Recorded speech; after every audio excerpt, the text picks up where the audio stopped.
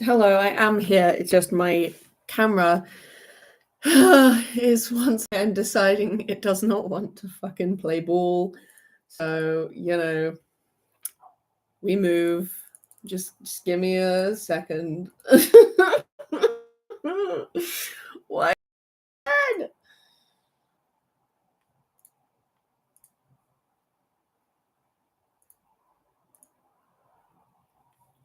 Hello. Hi, Justin. How are you? Oh, hi, Marie. Long time no see. How are you doing, my guy? Justin, we got three. It's very exciting. Oh, fucking camera, please. All right, we're gonna Bluetooth. Maybe Bluetooth will fucking work. Okay. Please. Oh, hi. Hello, Blackbird. Please work. For the love of God, this is so annoying. What is wrong with my camera? Ugh, fuck's sake. We will be starting as soon as this shit decides it's ready to play ball. When that will be is really up to the gods above who don't like me as it is. Let's restart the software. Maybe that will help. Hello, Marie. Oh, yes. Fucking finally. Only took you bloody half a day. Ugh. God damn. Oh, finally. I'm here. Hi. I got food. Average stream. Why am I being roasted? I've been here for like 2 fucking minutes. I don't get roasted. The gang is all here. We got all. That's very impressive. Hi guys, welcome. It's me, your boy. Okay, so I'd like to formally apologize for last stream behavior.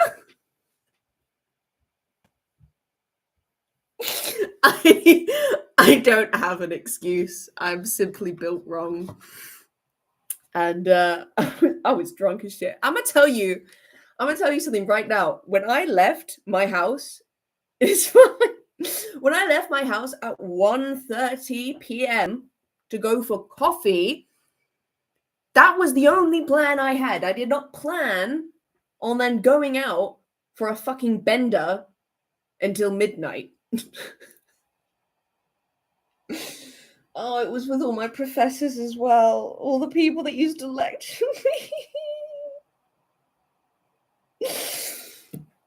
Oh, anyways, so I got my food, which is probably starting to go cold, but that's fine. It's fine. We vibe. I'm so pissed I missed it. I haven't watched it yet, but I can. Yeah, I mean, it's pretty bad. It was. I I was so fucked, bro. I don't have the fucking words. Okay, it was horrifying to perceive. Ugh. Anyway, let's get started so I can eat my food. We can have a discussion. This is Epoch. Okay. There we go. Rusty Quill presents the Magnus. Teehee the horrors. Thank you, Levant.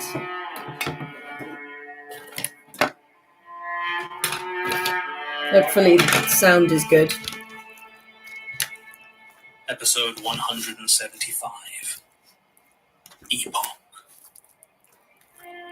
I'm pretty sure that's the name of my camera. Oh no, it's El Gato. No.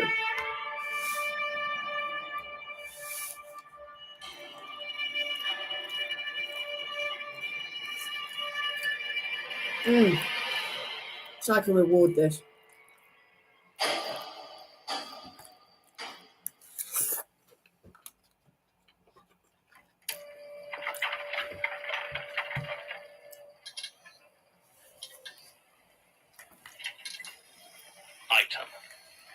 a stubborn lamp. Approximately 1.5 feet long, stand made of... What? I'm sorry.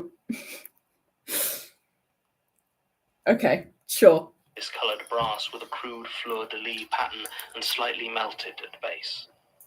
Shade constructed from satin, original color impossible to discern due to assorted stains, likely blood, oil, and paraffin wax. The bulb is imprinted with the words... Okay, grocery. That's what I was thinking. I was like, what the fuck is this? I was like, what are we doing? What are we doing? I don't know, bro. Despite appearing to contain a standard tungsten filament. There is a long, thin crack that runs the length of the bulb, and it is remarkably easy to cut yourself on the thin glass. Oh no, I only have so much cheese With the and it's all in vacuum one bite. compromised, it should be impossible for the light to turn on. This one isn't a specific phobia. I'd be very interested to see if you realize what dread power this is. Good luck. I'm assuming that means I'm gonna have very little help from the local author. That's fine. That's fine. I'm a big bean. I can figure this out. Whether or not I'm smart enough to, though, that's that's a different discussion. Oh, also, don't know if these were in the background last time. Paintings from my grandmother. Aren't they just the most exciting? I'll show them to you later. When have I ever been?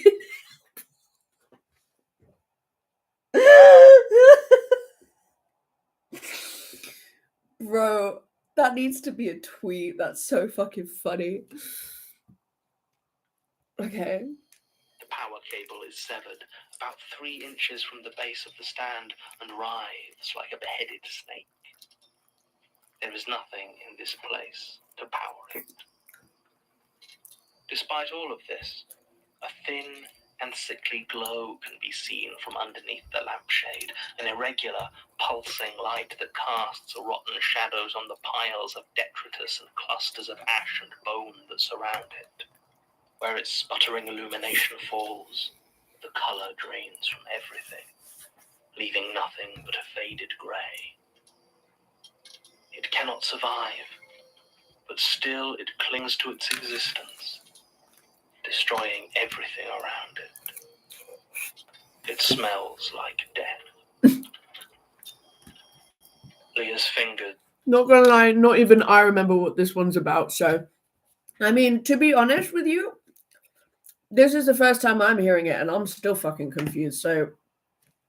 wait, that... I made a completely redundant point there. Of course I wouldn't know what's going on, because I've never...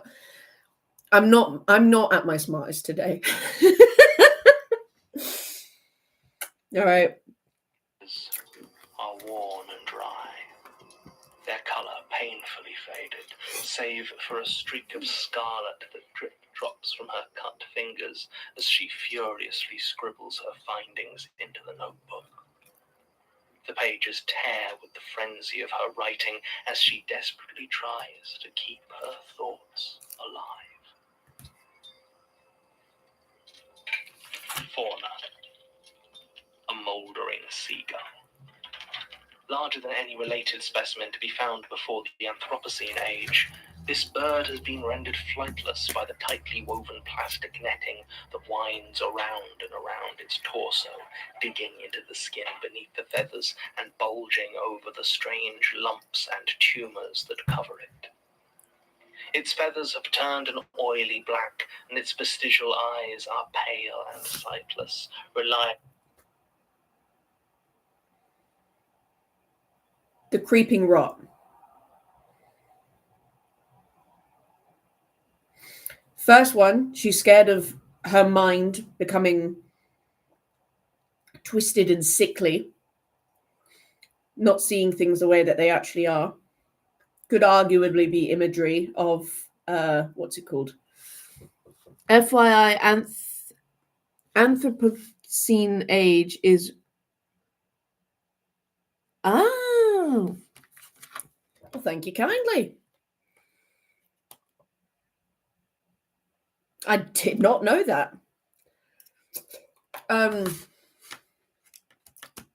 I think this is God, I can't remember. Worm Girl. What was she? That one. I can't Decay or whatever the fuck it was. What was it? Close, sort of. John said this seagull was nothing like the one seen. The Corruption. Thank you.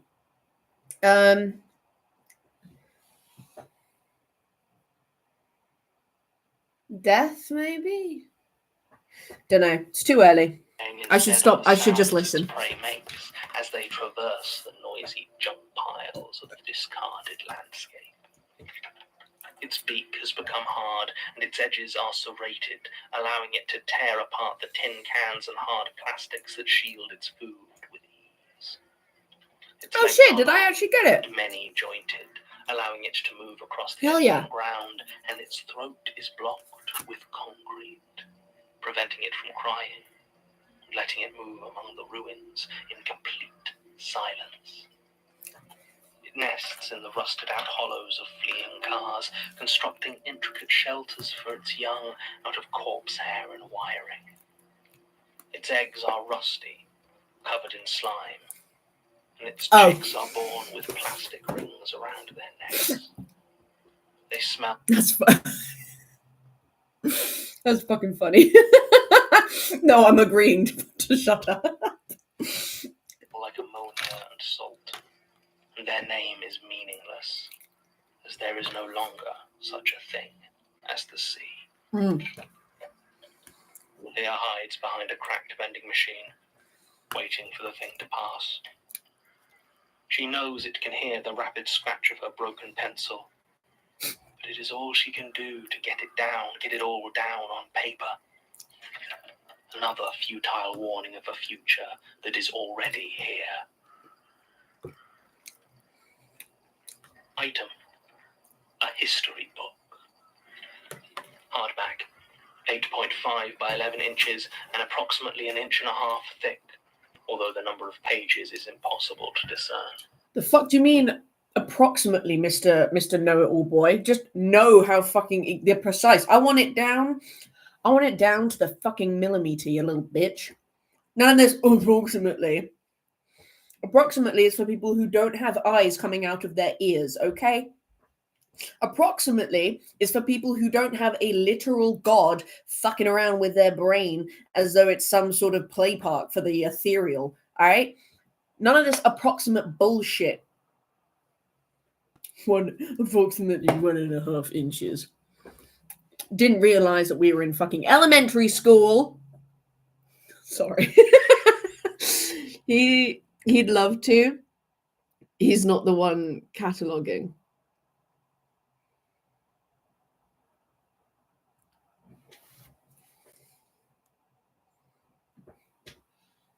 Man bestowed with all-knowing. That's what I'm saying. That's what I'm saying. Approximately 1.5 inches thick. Nah, bitch, you know exactly how fucking thick it is. None of this approximate BS. She is the lady we just learned about. She's a researcher, but what is she studying? Well, she was studying fossils, it would seem. Very frantically, I might add. So I guess you could say she was studying history. She's studying a history of an era. Oh, fuck. What was it? It was a bird. Was it a pterodactyl? I don't know my dinosaurs very well. I'm not gonna lie, guys. This one might just. I'm smart. I'm not this kind of smart. I'm smart in a you could talk to me for about 15 minutes and I could probably figure out some deep emotional shit about you. I'm not smart in the I like dinosaurs way. Hours. Oh, wait. No, wait. Hang on. But okay, so she's studying our era, but the bird she's studying isn't from our era.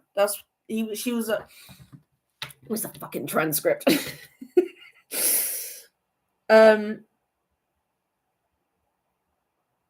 larger than a mouldering seagull, larger than any before seen.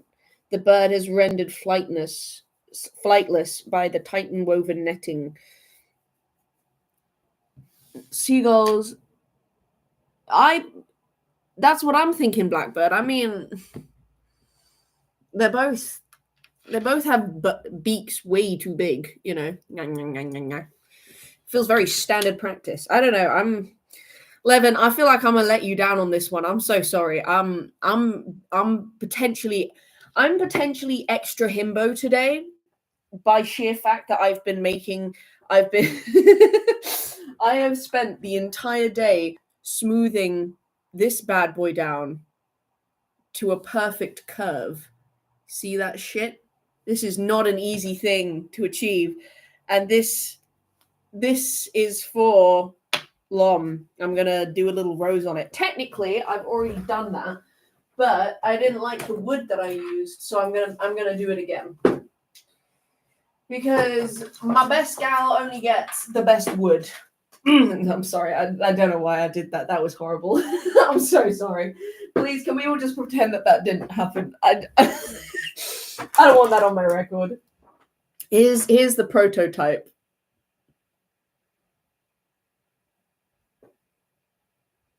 I think she's pretty cute. But this wood is you see it's got very thick grain. So I've switched to this wood, which has practically no grain. So I'm...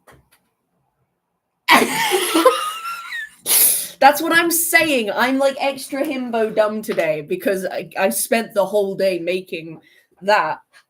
And I have not been able to focus on work. I got like one segment. It took me like an hour to do one segment of MATLAB training. The segment should have taken me 5 minutes. Honestly, I've never been embarrassed in my life. But yeah, so I may I cannot guarantee that I am at my top game today. Because listen, I'm Lom trash number 1. But the egg is coming along nicely. Take a look. Ta-da! Where's the top of the egg? Here's the top of the egg. So go on like this. Lom trash. And the inside is like purple satin, which is gorgeous. Oh, I finished the... Hang on, let me get it. Because I'm writing it down. Look, I made these. How cool's that? I even oiled it. I've never oiled wood before, but I oiled this one.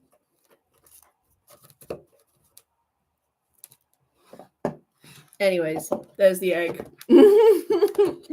Sorry, we had a little bit of a simp break. Now I'm going to bring two. I have these, which I'm pretty sure are meant to be Asian cuisine, and I have guacamole because I couldn't be bothered to go out and buy tortilla chips, but I need to eat this guacamole because it's going to go off. So son of a bitch.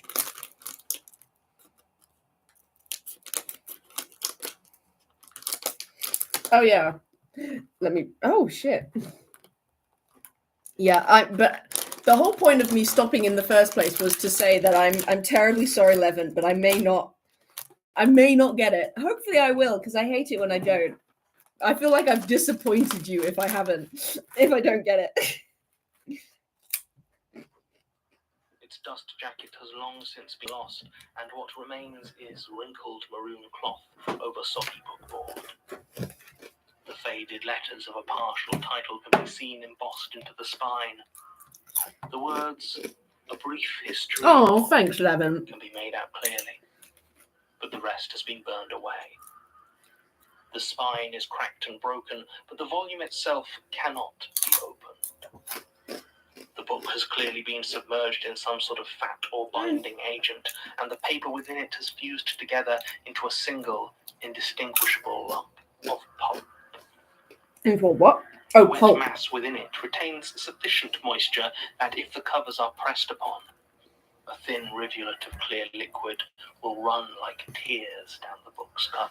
As much as I understand you're Mr. Know-It-All boy, I feel like I can guarantee with absolute certainty that the liquid coming out of the book ain't gonna be fucking clear, buddy.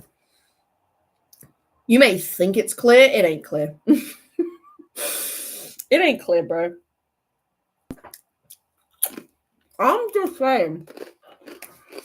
If you do this, the book will scream. It is a stupid thing. Wait. A long dead trinket that was of no use. Pause. Because there's background noises going on now. Did we just hear the book scream? Fucking septum. If you do this, the book will scream. It is a stupid thing. If you do this, the book will scream.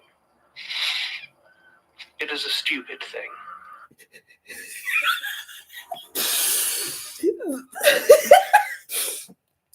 Perhaps the book scrumped screamily.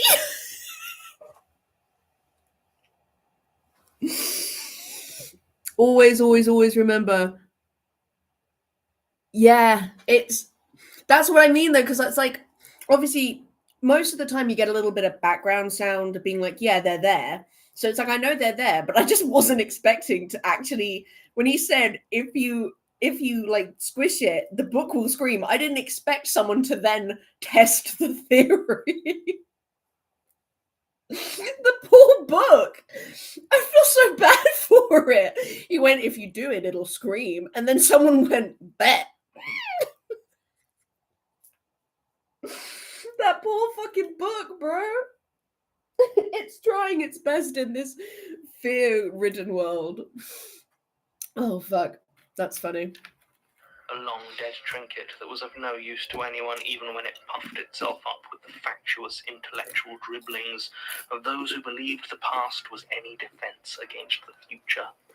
Bloated as it was with the hagiographies of war criminals and smugly grinning murderers. Now it serves as a suffering reminder of everything that has been lost.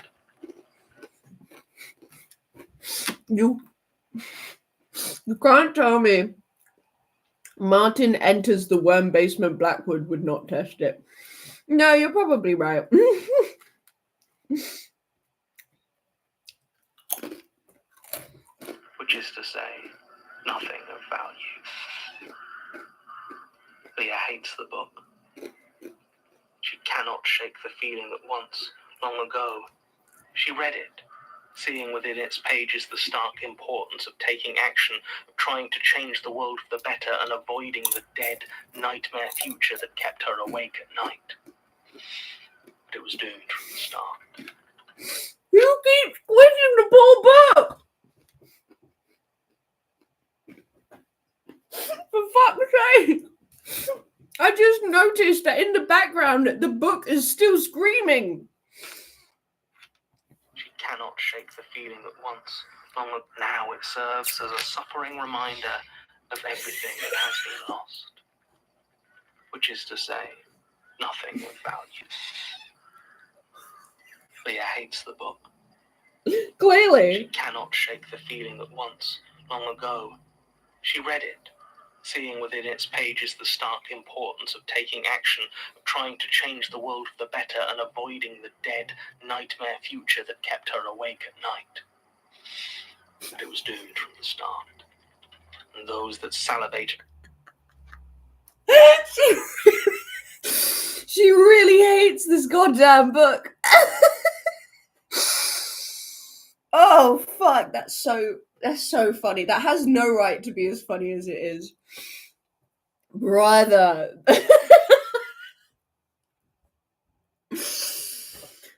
Oh, fuck. Oh, that was funny. Oh, shit. The thought of a place in history had secured nothing except Now I can't help but listen out for the screaming. its end. Item: a laughable umbrella. Look at it. What does it think it's doing here? Lying there, broken.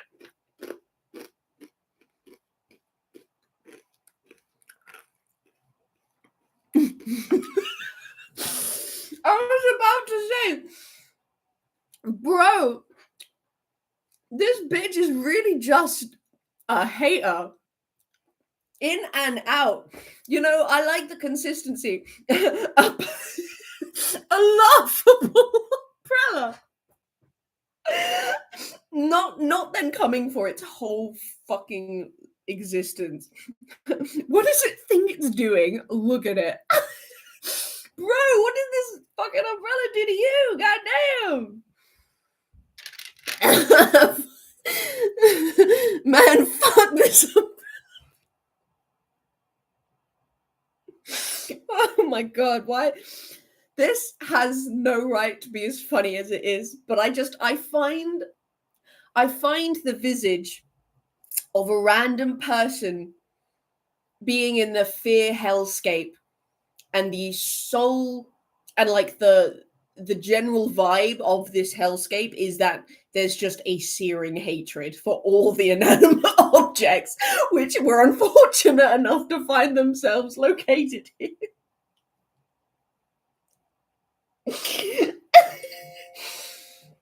I'm sorry, but oh my god. Item: Listen to this. Look at it. What does it think it's doing here? Lying there, broken.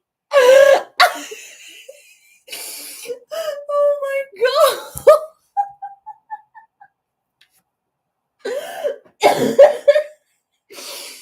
Oh fuck. Shit. I'm crying, bro. I can't even rub my eyes because there's salt on my fingers. Oh fuck me. Oh, that was fucking funny. All my friends hate this umbrella. When I'm in a hater competition and my component is the statement given when umbrella. You just go in there, you know your favorite. Fucking look at it. What the fuck, man? Fucking umbrella. Hell. Oh my god, this is so funny. Oh shit. Skeletal. There hasn't been rain in 50 years. The soil is cracked and parched. Any vegetation that claws its agonized way up out of it is maggot white and dry as dust. The only moisture is from the wet rot of the junk piles that stretch 30 feet above the ground in all directions, spilling out into the sandy, sloping basin that was once a seabed. I'm sorry, what the fuck do you mean for 50 years? Stupid umbrella. Does it think there is a monsoon coming?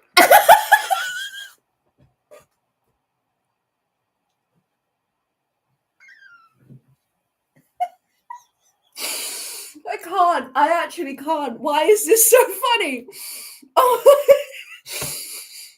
stupid umbrella. Oh shit. This is such a U-turn.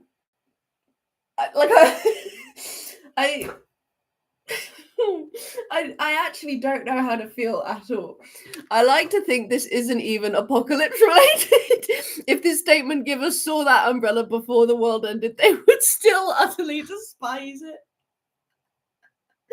You know what? I fucking agree.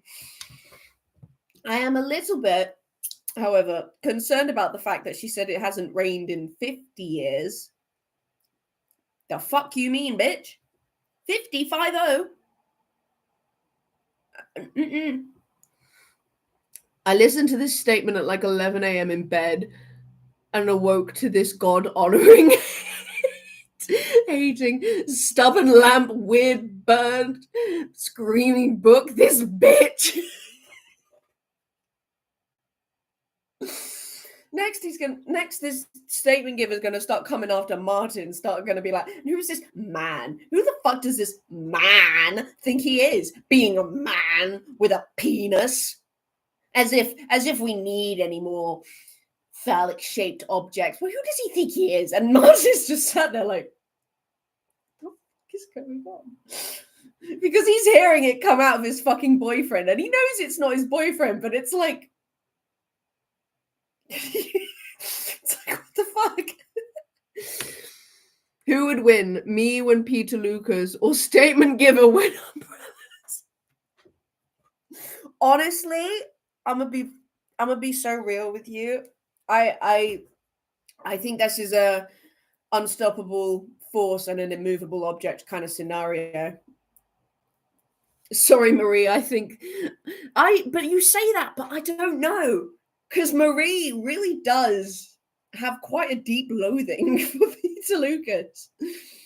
But I think either it's an unstoppable force or an immovable object kind of situation. Or, and this is nothing against Marie, but given that this hatred seems to be fear God-induced, I have a feeling it's more powerful, not because of any lack of hatred on Marie's side, but simply because it has the driving force of God behind it. You know what I mean?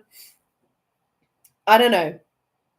But that's what I would say. But I think it's closer towards unstoppable, immovable kind of thing. Does it even remember what a cloud of water vapor looks like? The clouds that pass now are oily, stink of sulfur. Jerry didn't even hate lightness as much.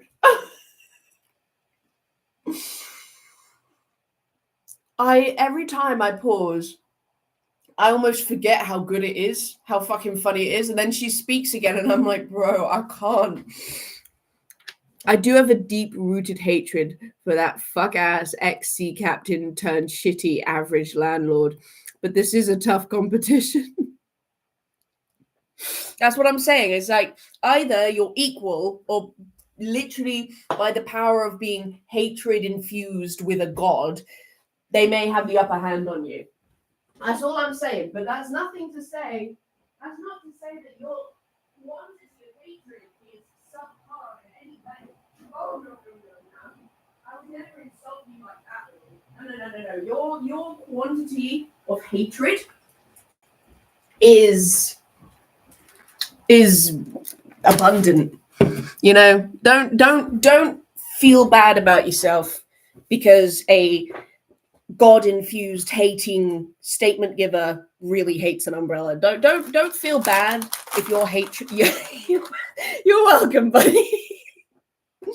Oh, my eyes. I actually have let's just talk about it now. I'm getting eye surgery.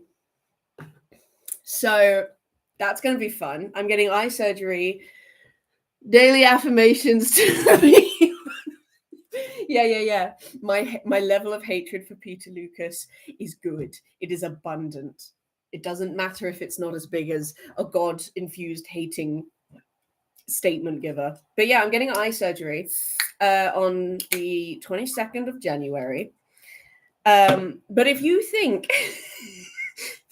that that's going to stop me from streaming, you're fucking wrong.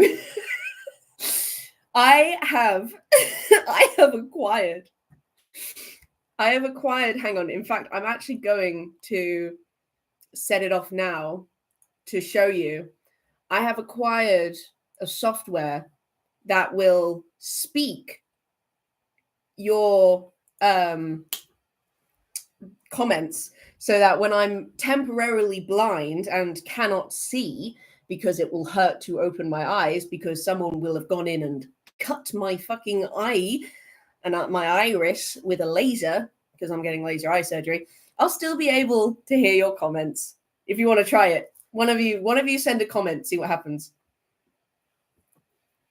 Let's see if it works, actually. It says this is a good test, because I did a test with myself yesterday, but it may not actually work. So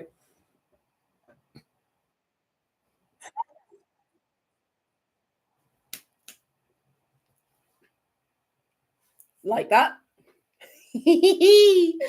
Well, no. I won't be streaming from the hospital because I won't be in hospital. They're literally going to laser my eyes, put some fucking shin pads over my face, and send me home. Just straight up.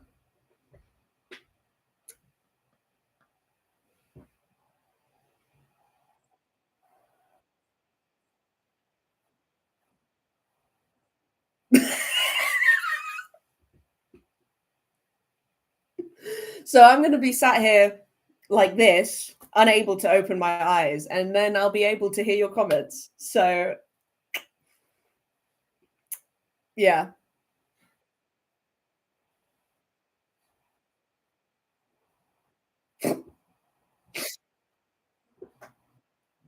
Yeah. Damn it. So anyway, you guys are my chatters, and I don't. Can you guys hear when it says it?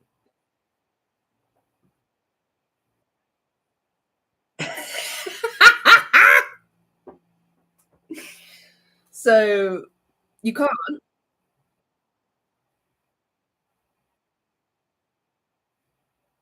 Hmm. Should be able to. Let's see. Maybe I can. We hear nothing. Interesting. Because when I did it yesterday, I could hear it. Hmm. Well, I'll be able to hear you, so you'll know that I'm reading your comments. That's the best I can do, I'm afraid. Without literally paying my soul away. Yeah.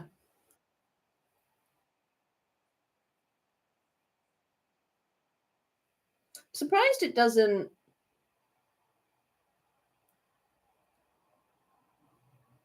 Interesting. Anyway, yeah, so that's that's speech chat. Oh yeah, I won't be able to see you, Justin. I'm sorry. Everyone else is just gonna have to tell me if you're there. So yeah, January, put it in your fucking calendars. January 22nd. The next stream to come after that, you're gonna see me with my little shin pads on. You know, I'm tempted to stream immediately on that day, just because of the fact that I've had eye surgery. I feel like that'd be quite funny. But that being said, I don't make very good choices, so probably not. But that being said, what I think is entertaining and what the general public thinks is entertaining is often very different.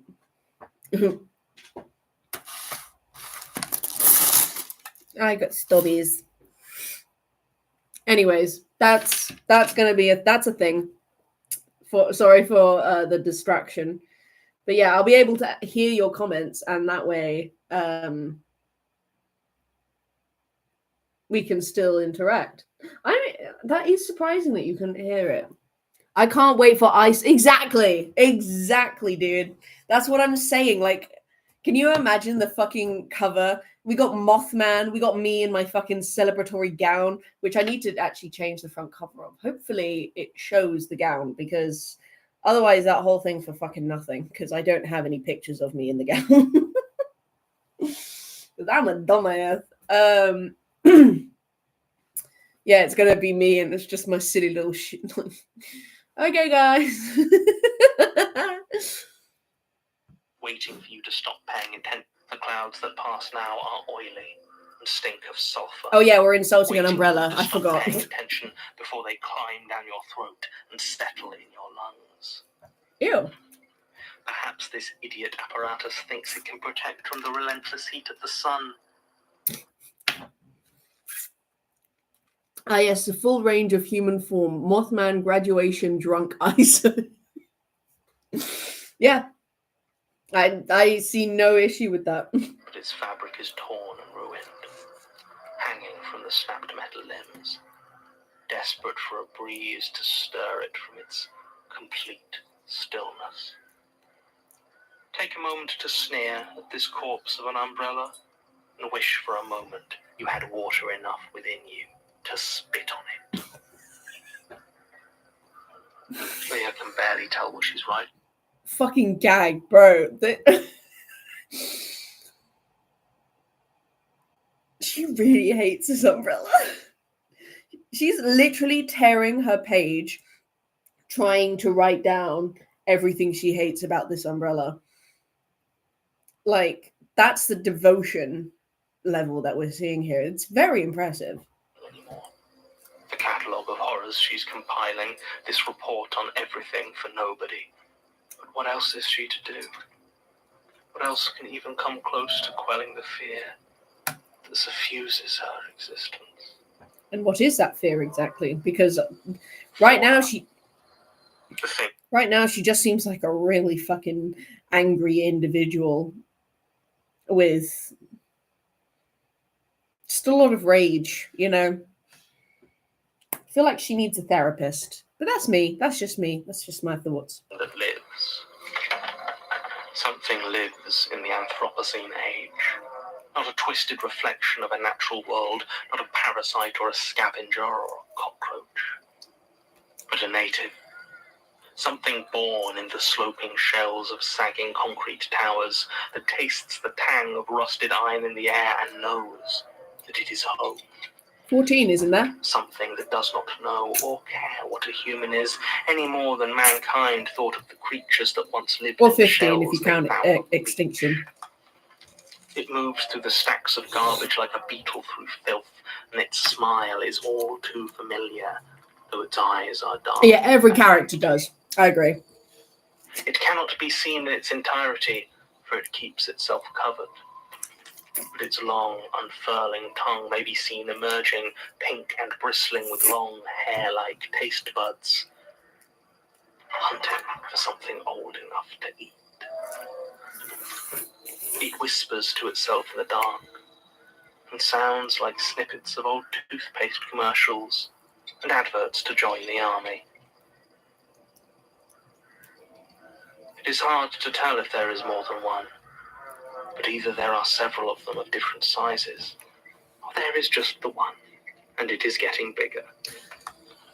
It is our replacement, Extinction. and it is welcome to the world. I see. That still don't explain why she's such a hater. Okay, so I'm guessing the fear is extinction, right?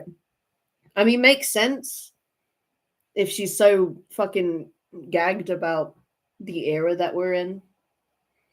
Why is my neck so sideways?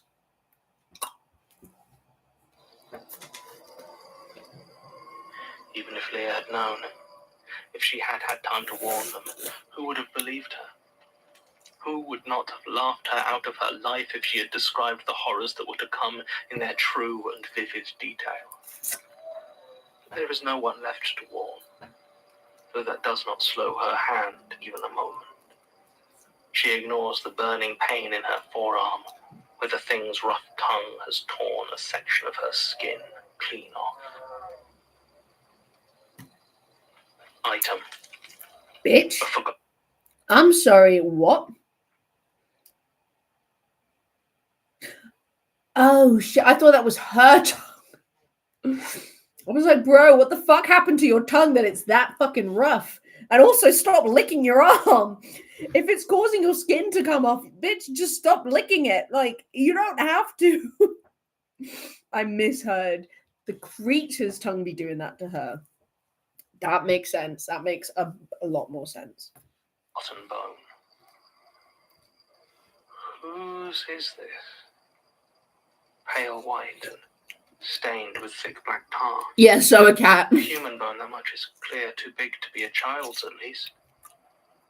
Kind of bones? Have you seen like lion tongue?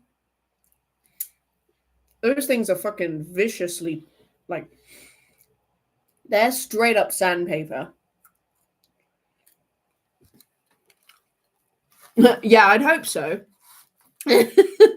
Love how we were told that no, the extinction isn't real, silly. The whole thing Decker was on about with some variation of corruption, and then there's this. Yeah, I think Decker was in denial. Decker knew he was dying and was like, if I tell everyone that the fear of extinction isn't real, maybe that'll help towards it not being real.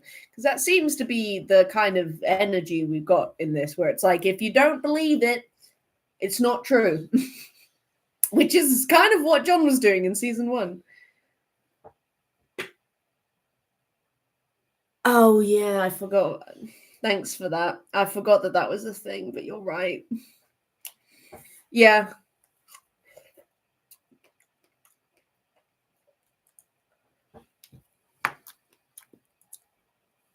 Hang on. I'll show you.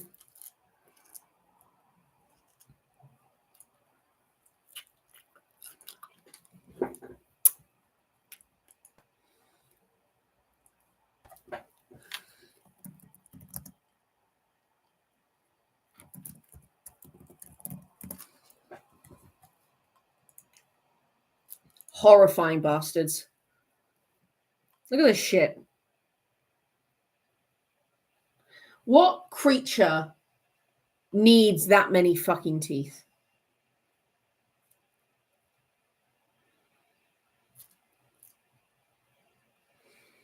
Like, this doesn't need to be real. This doesn't need to be the case. You know what I mean? Like, this really doesn't need to be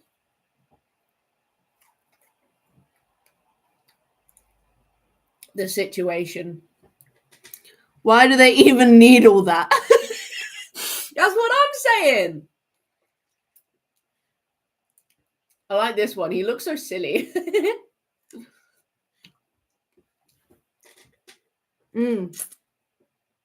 All the wrong places, bro. Yeah, I fucking hate geese. Geese are such assholes. Anyway.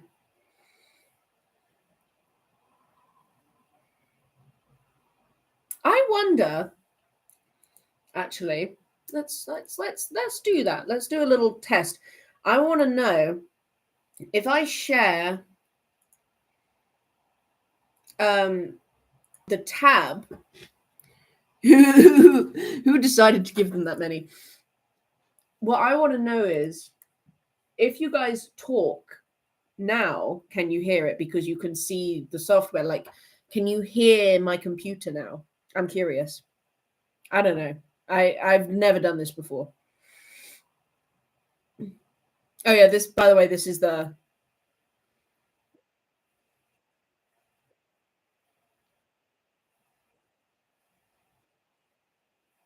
Can you hear it? It'd be great if you could. Oh, that's a real shame. I don't understand why.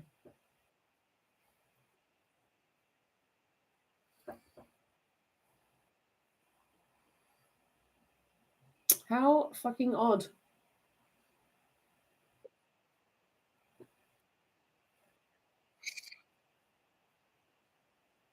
God damn it. I want it to be so you can hear it. I don't know why you can't.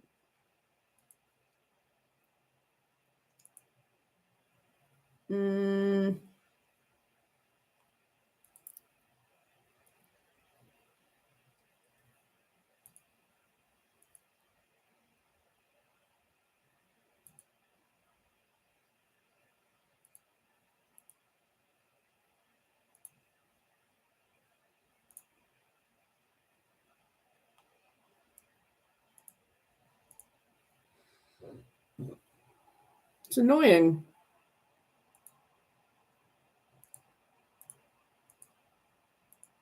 Why the fuck would I want to send an emoji? Odd. Anyway, doesn't matter. I'll figure it out.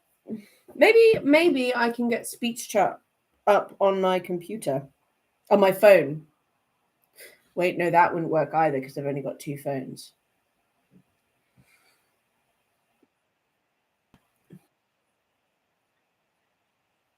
Yeah, that's. Oop.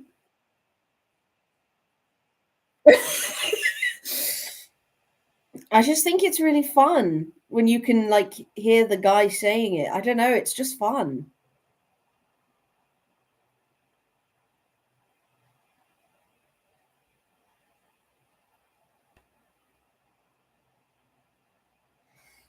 Try now.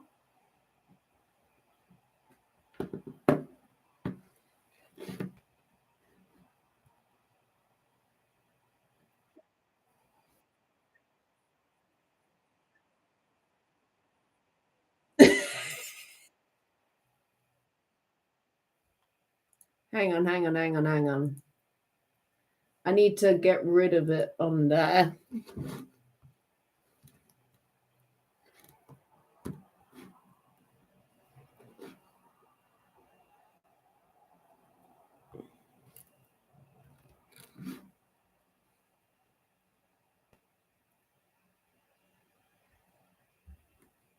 Oh, it doesn't work on here. That's so annoying. Why the fuck not?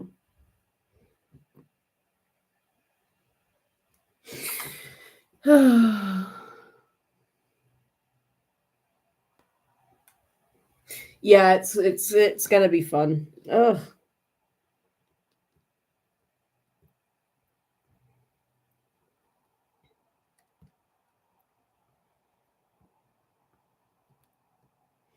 Any spelling mistakes are going to be fun to hear. I'm letting myself get distracted. I have no reason to be distracted. I am just distracting myself for no fucking reason, and I'm just being dumb and trying to get this thing to work, which is so dumb. Like I don't need it to work. You know what I mean?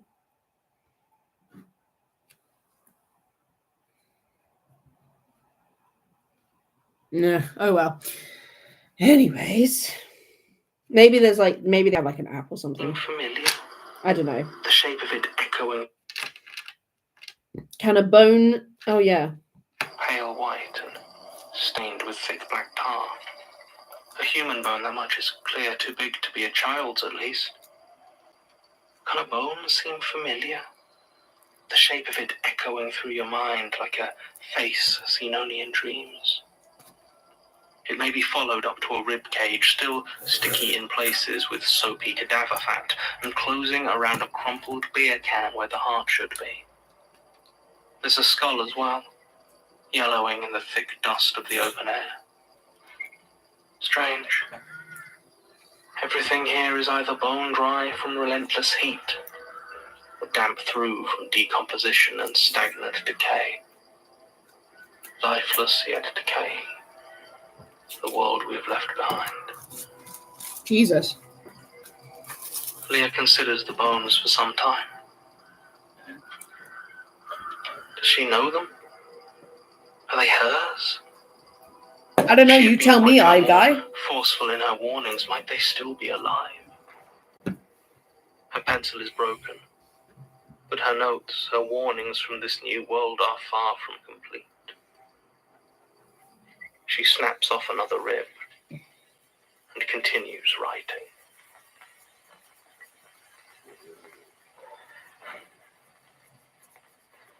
Right.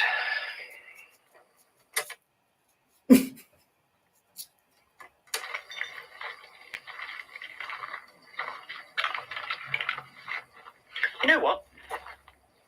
I am sitting down. Are you sure that thing is not in great shape? Neither am I. I've been on my feet for a literally uncountable amount of time.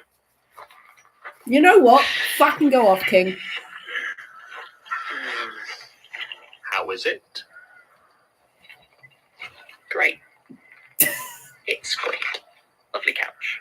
Right. Well, rest up, I suppose. It's a two-seater? Yes, it is. Hard pass. Thank you.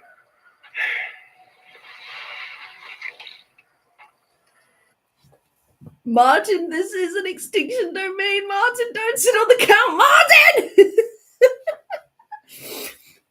Do you know what would make it really funny? With the speak chat thing is if, assuming you guys could hear it, obviously, because that's truly the comedic value, both for me because I won't be able to see, and you guys because you'll be able to hear it.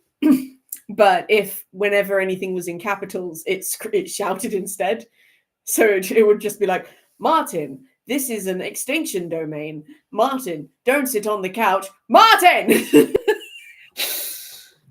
Because of it being horror, the only thing going through my mind is Jay Foreman's skin sofa. I just assumed that it was like a waterlogged sofa. So he sat down and it dead ass just went. That's what I imagined. Because I can't hear any sofa sounds, I just hear sloshing.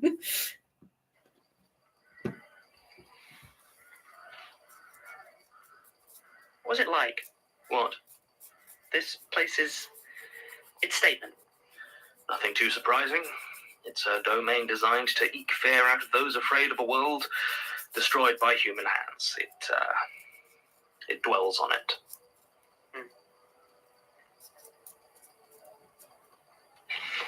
Oh, was it? Oh, thanks. Martin. That Martin was actually decent, Johnny. Thank you very much. What was it was real? At least in the sense that it was a thing people feared. Whether it was strong enough in its own right to be considered at a level with Smirks 14, or whether it was on its way to getting... Season 1 John, when anything goes wrong. Martin! Martin, you twat! Get your ass in here. Maybe. This sort of thing is always muddy. So Peter was lying? To a degree. But mostly he was just like anyone else who tried to take the scope of human terror and package it neatly into little theories. All his talk of emergence and birthing a new power, it's just people being scared. So no one had any idea?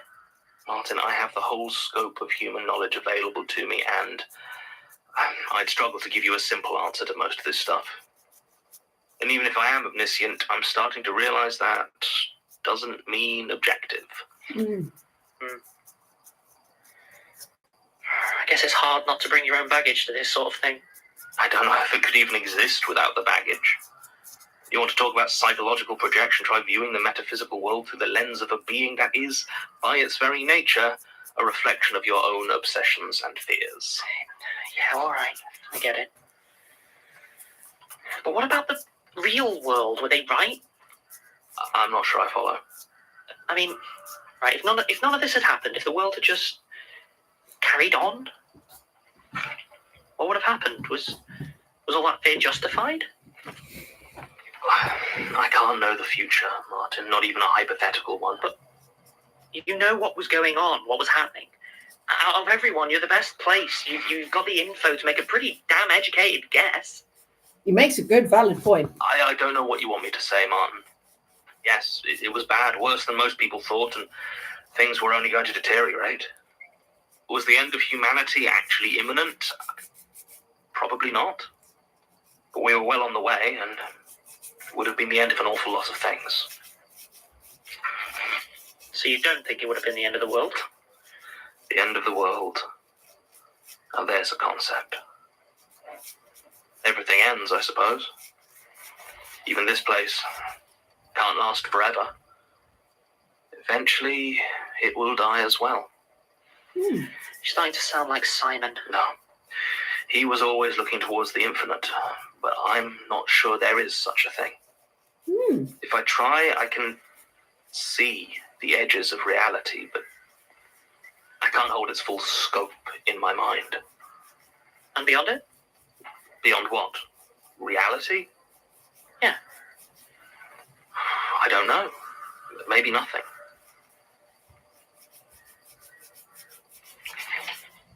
John? What? Do you know if, like, God's religion, the afterlife, all that stuff, do you know if any of that was real? Oh. Hadn't thought Really of that. rolling out the big questions today. Sorry, it's just, this place just brings it out in me, I guess. There is Asking if God is real is wild.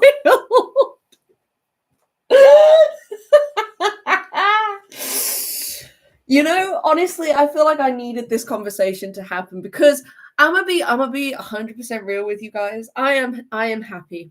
I am so happy that John Martin, or J Mart as I have found out it is called, which is just the fucking cutest. I'm so glad it's real. But my God, there is an abundant lack of affection here. All right. Martin is too sassy, and I appreciate that one is very sassy with their loved ones. The conversations me and Lom have are amazing, but you know what I mean? Like, I think at one point,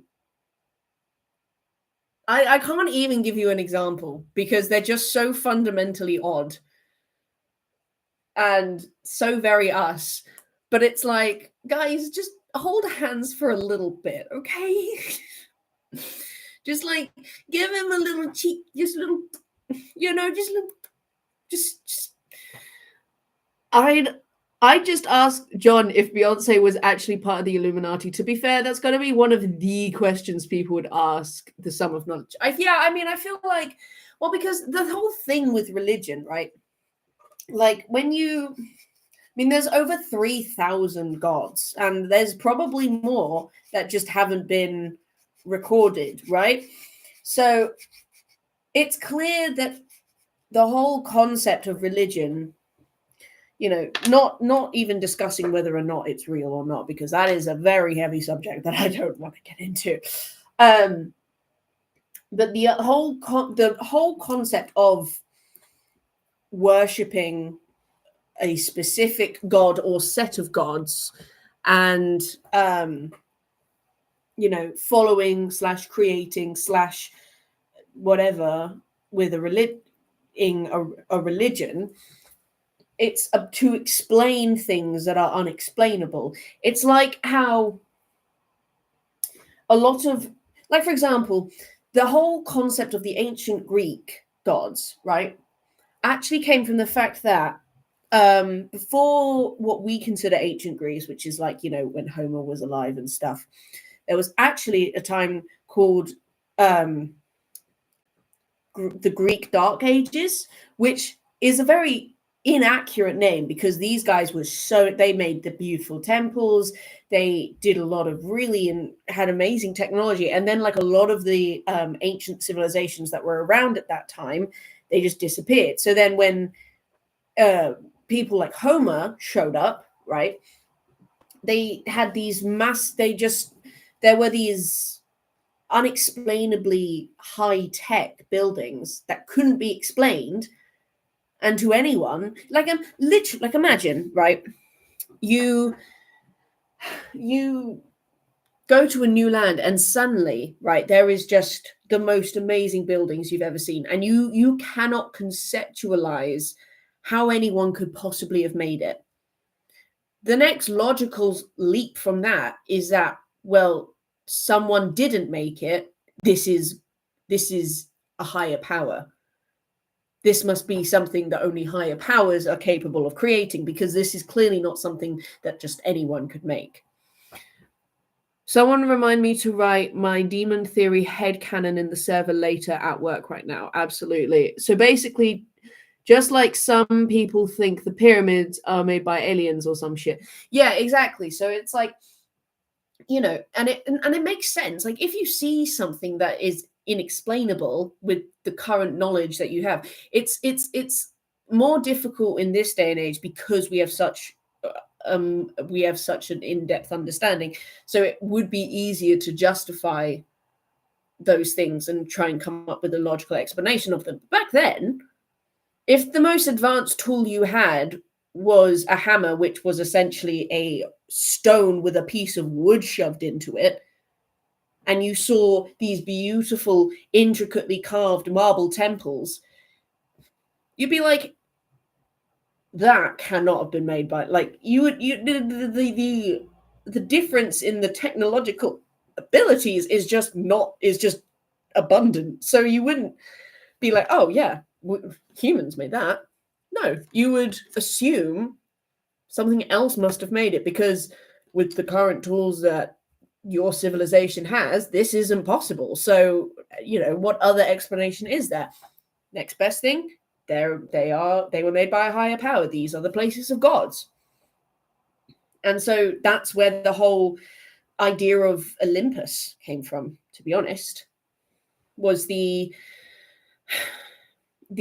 wreckages of these intricate and beautiful temples and locations left behind from the Greek Dark Ages. I think it was called the Greek Dark Ages. Hang on, let's do some more research. You've got me on a spin now. I'm having a spin. I'm having a spinny spin. Spin time. I'm spinning. Oh yeah, this is my. How cute is this, by the way? Isn't this just the fucking cutest? It's my favorite one. I used to have a different one, but then this one came out, and I was like, this is adorable, and I'm never changing it. So this is now forever. Let's go. The Greek Dark Ages. The Greek Dark Ages was a period of Greek history that lasted approximately from 1200 to 1800 BCE. Frog, exactly. This period is associated with archaeological evidence, graves, and pottery, which showed a decline in wealth, art, writing, and culture associated with Bronze Age civilizations. So yeah, they were ages. Historians believe this period was violent, sudden, and culturally disruptive. Many historians attribute the fall of the Mycenaeans and overall Bronze Age collapse to climatic or environmental catastrophe combining with an invasion by the Dorians or sea peoples. Now, this is coming from someone who doesn't do history. So obviously I have a very, not good understanding of it. But like,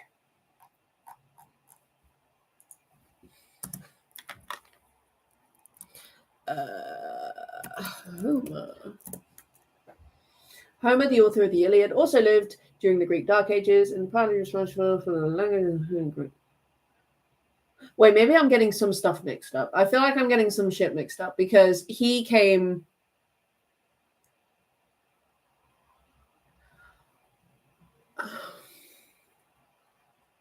No, I heard about this on Rose hyperfixate. Yeah, I just saw that. Learning about goose teeth and the Dark Ages in the same street is why I tuned into this. I mean, what I love about I think I treat my special interests very differently from other autistic people, because other autistic people, and this is not an insult. I think honestly it's I finally crafted, because I have this whenever I have a special interest, I have this thing where I do everything about it, and then my ADHD kicks in and goes, this isn't giving me the dopamine rush I like anymore. And so then I get depressed because suddenly I'm no longer interested in this thing. And so it's like it's like a massive it's like a massive jolt out for me. So I have started to do this thing where essentially, to keep my special interests active for longer, I actively try to not know things about it. So then I have a reason to go and look up just that thing, and I can then live off of that thing quietly for a while until the next unknown thing pops into existence. That way, I can actually maintain a special interest for longer than like 2 months. You know?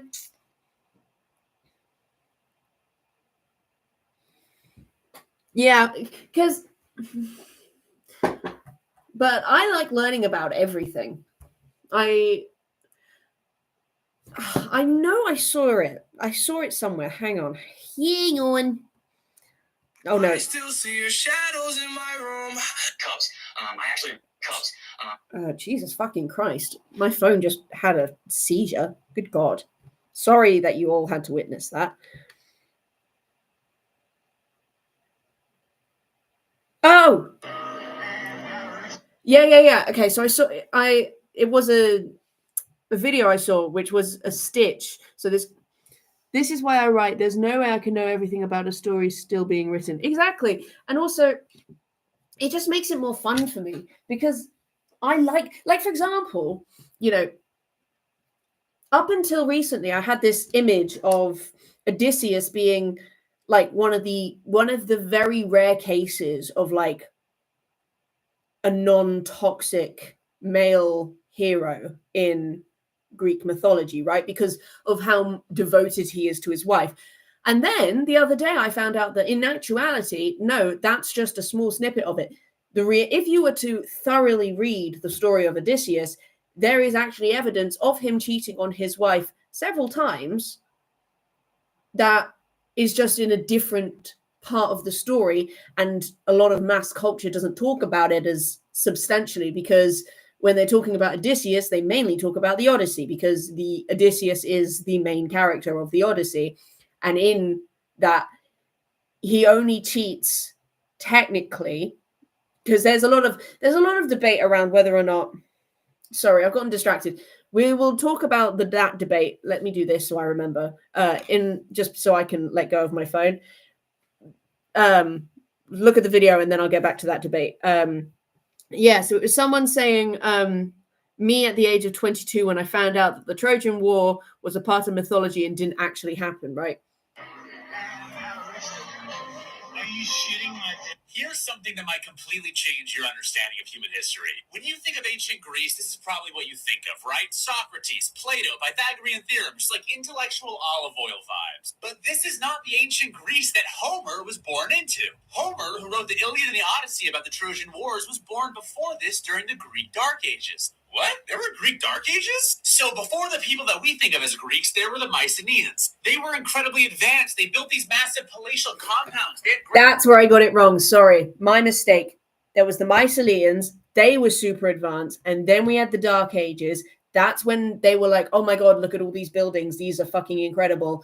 Gods must have made these. And then from that point, which was the Greek Dark Ages, they started to rebuild and redevelop those, the art, the culture, all of that shit. And that is the ancient Greece that we know. That's where I got it wrong.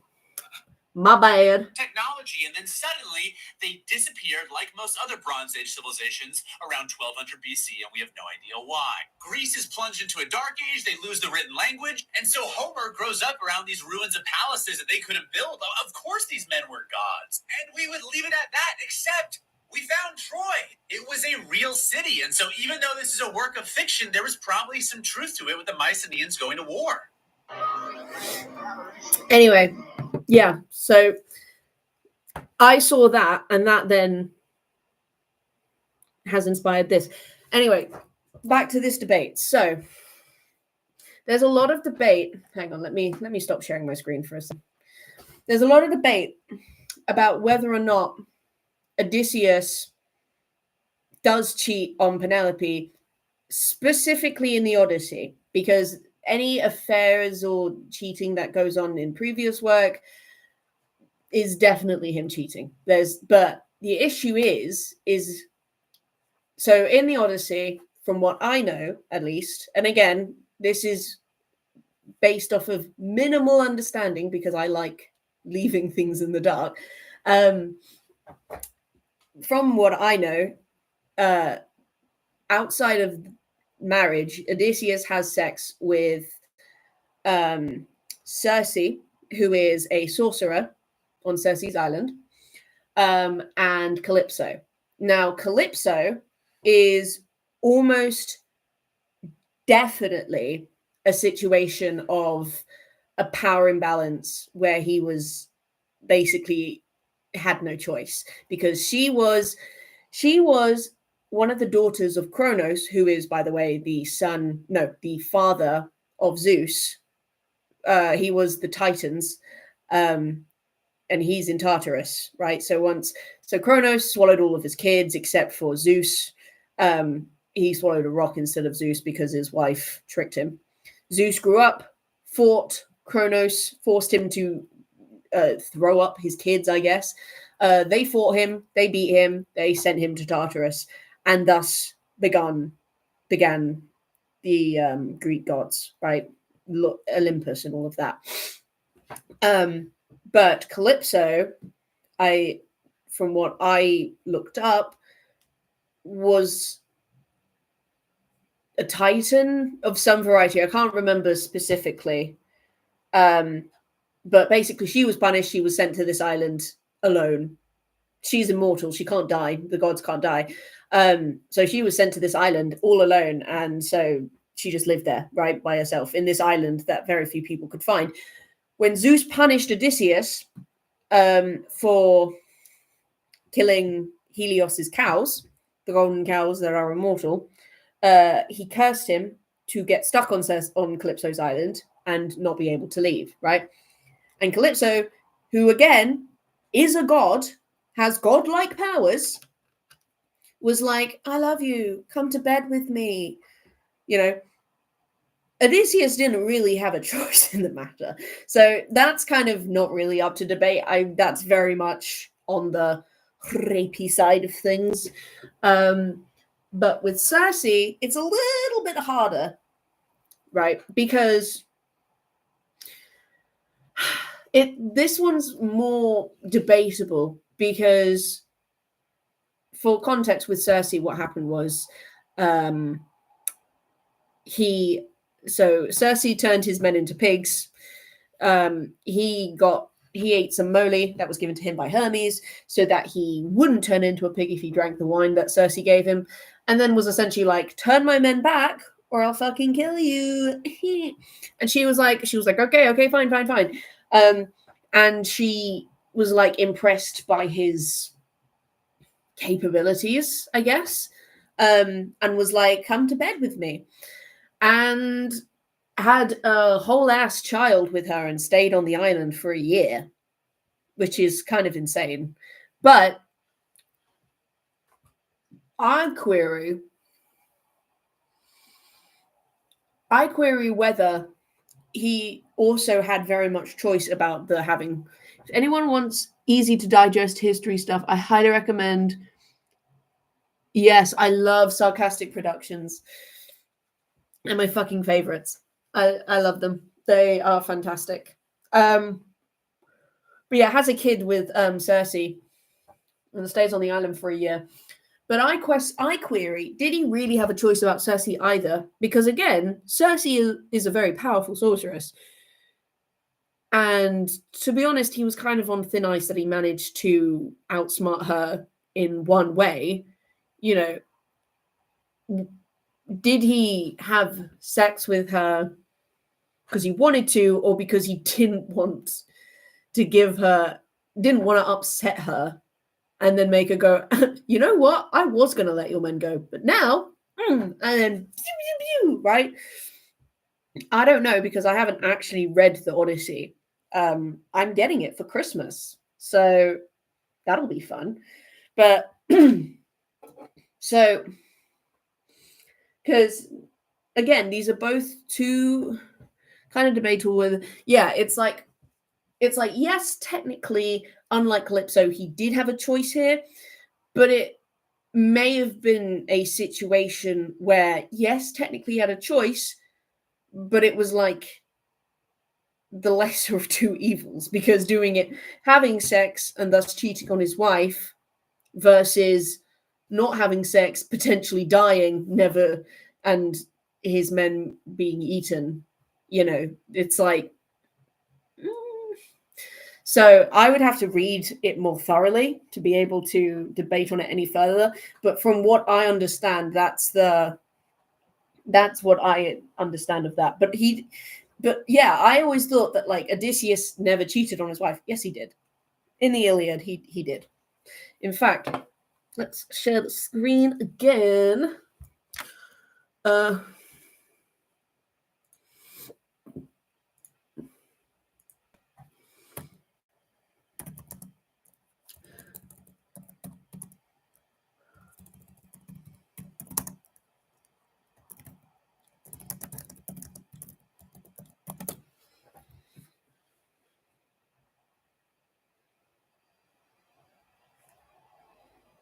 In Homer's Odyssey, he is portrayed as a faithful husband because she forced him to, was faithful to him. No, I swear there were other people. Technically, he never hears why sexual acts is one journey goes on.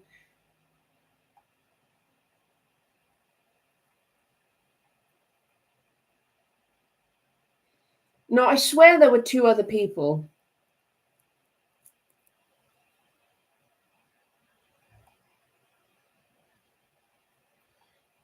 That may have been oh yeah, see you in a second. That may have been Google AI fucking me over. Which women did this? Yes. With ooh, a little bit salty. Yeah, I think it must have been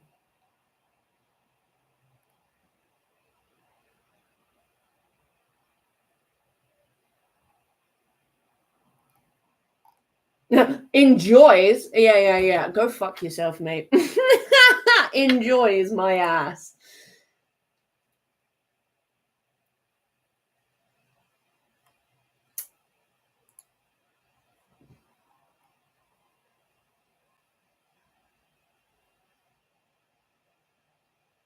Oh yeah. All right then. Where the fuck did it go? Saxon man.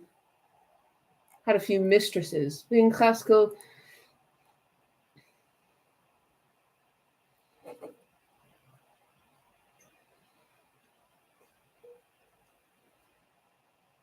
Women were in consequent. That's what I'm saying. Odysseus wasn't the main focus of the Iliad, so we don't know.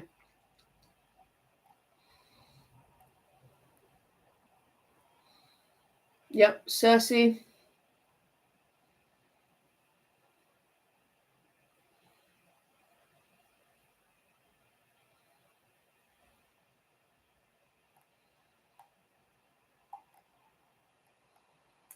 There she is in her fucking glory.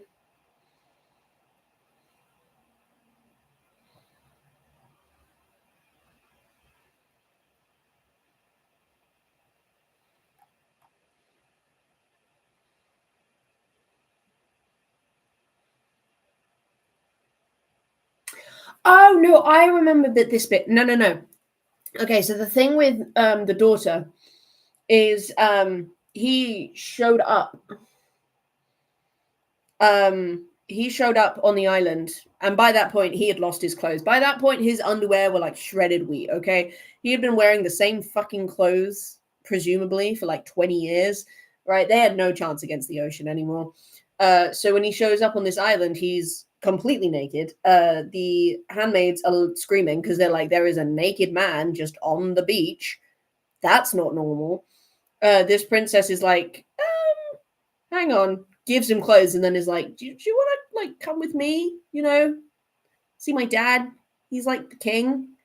And Odysseus is like, yes, that would be quite nice actually. And goes. I don't know about whether or not they did, but it's good to know.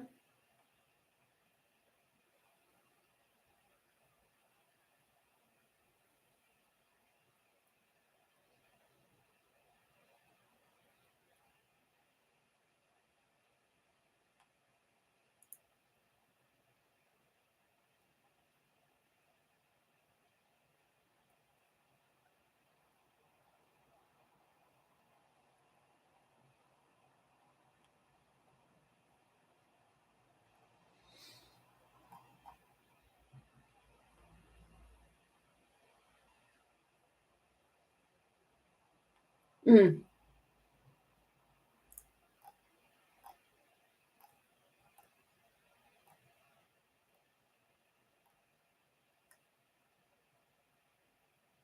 Sorry, I got completely fixated. My bad.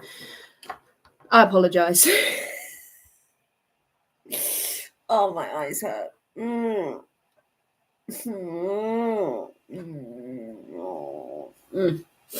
That's some good quality itching right there. Sorry, I got distracted. I got real distracted.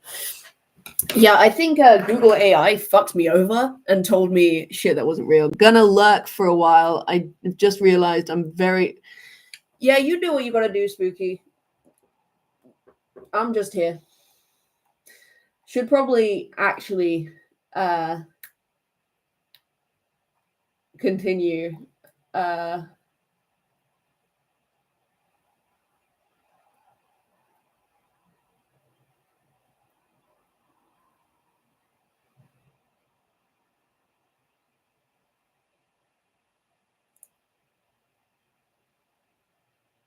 I'm sorry, what? Sorry, I got distracted again. Wait, what the fuck? This is first.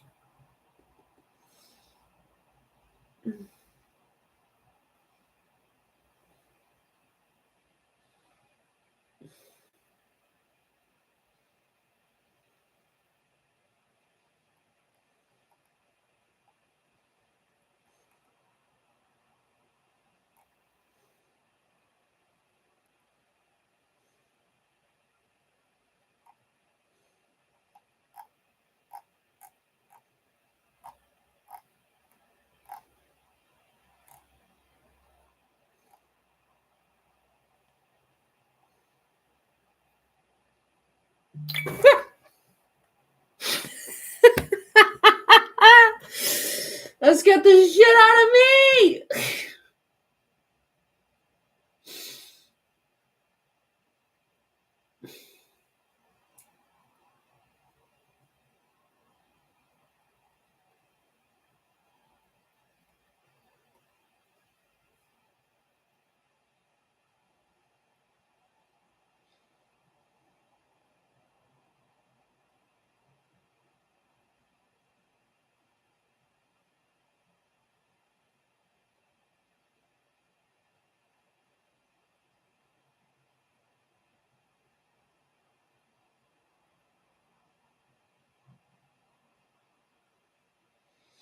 Oh my god, Odysseus is fucking brutal.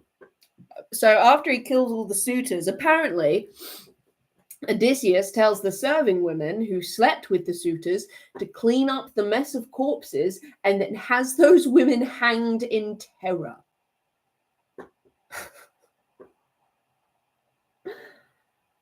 Brutal.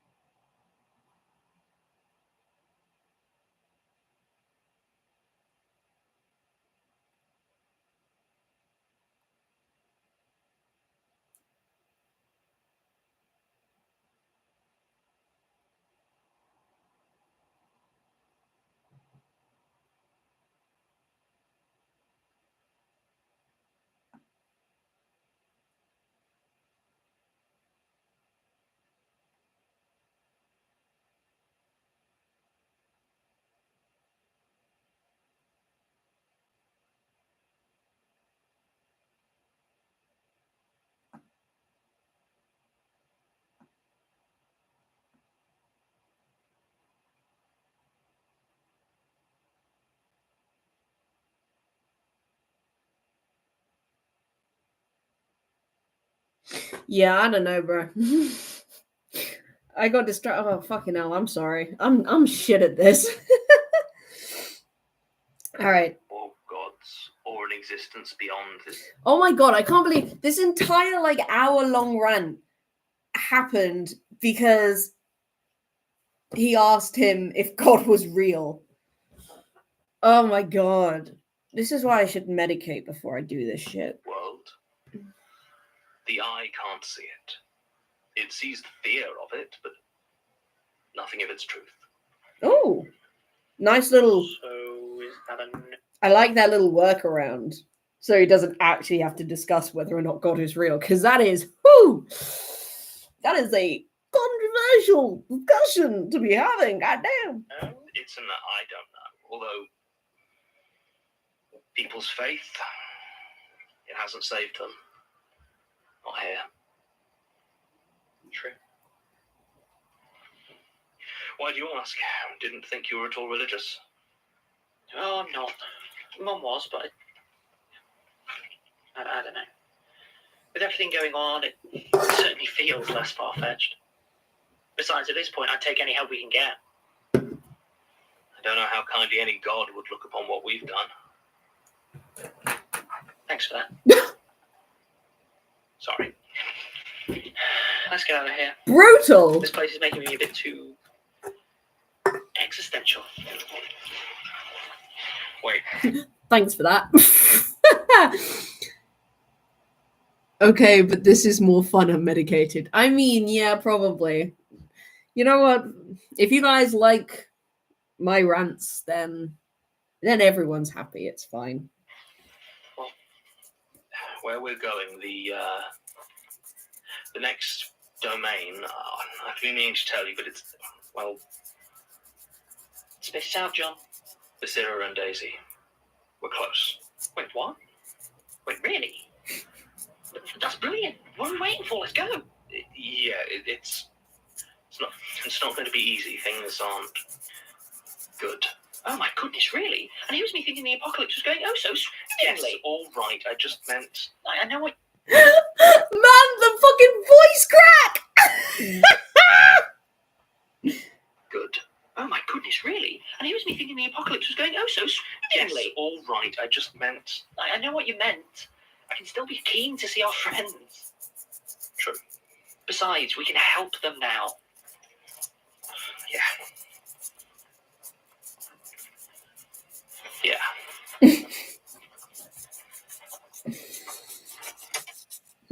All right.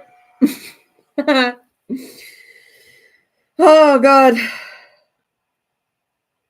All right. Well, time for the next one. Blood ties.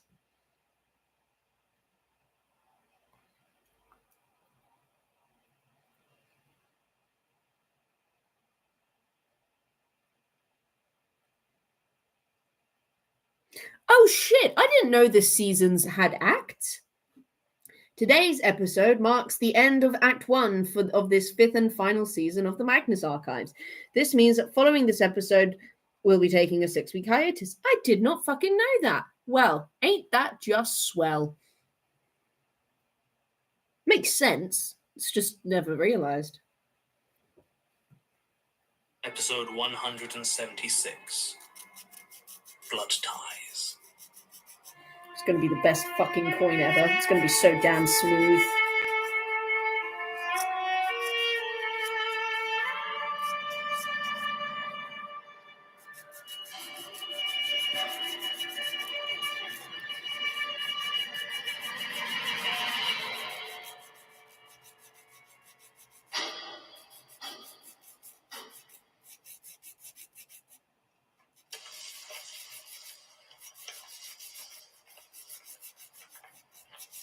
Hold on.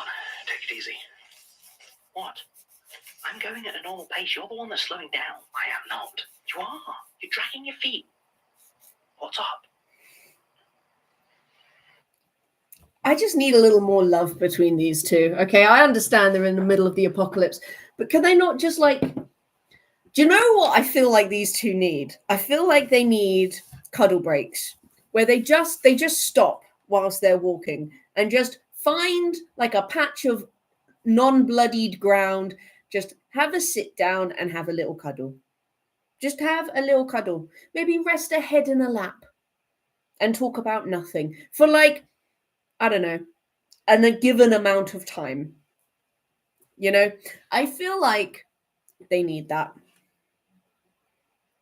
If not John, Martin does. Martin deserves to have his head pillowed in the somewhat bony lap of his lover, okay? I said what I fucking said. I There's not. This is. I'm talking non-sexual intimacy here. The boys need to just hold hands or something. Okay, I can't. I'm glad that they're together. I'm glad that they love each other, but I have not heard the word love since they decided to leave the fucking cabin. Okay, and that was too fucking long ago. So I'm gonna need one of them to drop the L bomb somewhere before I start swinging. Right? For gays, they're not acting very gay. You get what I'm saying? It's the straightest homosexual relationship, and that is an insult. You know, I mean that as an insult. Like, bro, hug your man, kiss his forehead. He deserves it. All right. Which he is which doesn't matter. Doesn't fucking matter. Just do it. Anyway. What aren't you telling me? Martin, please. I'm trying to find our way to Basira. Talk to me, John. I'm fine. Glad to hear. And the fact that we're hunting our friend in a domain of the hunt isn't getting to you at all? Not even a little bit? I don't like betraying someone's trust like this. It's not a betrayal if you're doing it to help. I'm not so sure. Look, if it was me in her shoes, I'm sure I'd forgive you. It's for the best. Look, you'll feel better about it when it's done. Okay, putting it off, it's just going to make you feel worse. Talk to it. Besides, I thought the hunt was meant to make you go faster. It depends on the type of pursuit. Besides, the chase isn't really the point of this particular place. Oh, no? No. I can't believe I'm asking this, but what is the point then? Have you ever had your friends turn on you? People you thought you could count on? I mean, I worry about it, but actually, no. Not like a full-blown betrayal or anything. I'm glad. Because this place focuses on that worry, that fear of your own pack turning their claws on you. Is that really a hunt thing? Yeah. Can be. The old divisions don't mean as much these days. Maybe they never did. The domains are smaller, more personal than the powers. They don't just feed on the worst fears of the people traveling. Hello, welcome back. By them too. I finally stopped hyper-focusing. You did, however, just miss my rant about the fact that I am incredibly upset at the lack of homosexual activity going on between these two. And I'm not talking about sexual homosexual activity. I'm just, the boys need to cuddle. I suggested cuddle breaks, which is between domains when they're just walking and they don't seem to be anywhere particularly terrifying yet. They should just sit down on a non-bloodied patch of grass. Just have a little cuddle. You know, just have a little, lay heads in laps, potentially, you know, hands in hair, just stroking gently. You know, back scratches maybe, just holding hands. The boys that need to be giving each other forehead kisses, their needs. I understand at the very, very beginning he said, I love you, but, and that ain't enough for me. I need more. They are the straightest homosexual couple, and I mean that as an insult. Sadly, they haven't.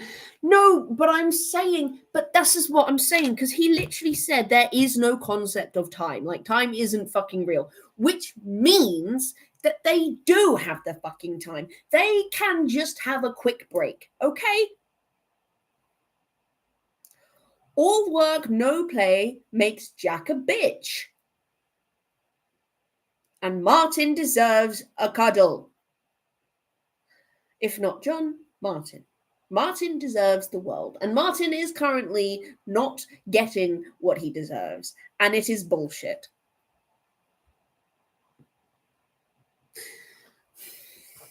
See, I just don't believe it, though. I just don't believe it. Like, Martin's put up with a lot of bullshit. You know what I'm saying? And on top of that, Martin So, Martin, he's trying his best, and he's just having to put up with John being a weird, celestial bastard, right? Like, he doesn't want to have to be dealing with that shit. He doesn't deserve to have to be dealing with that shit. God, my hair is fucking long. God, look at this shit. Hello. God damn.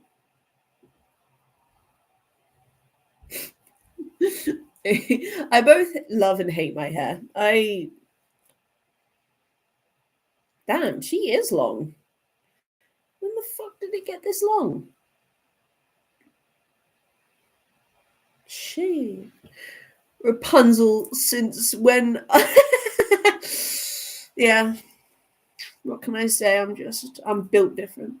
Anyways.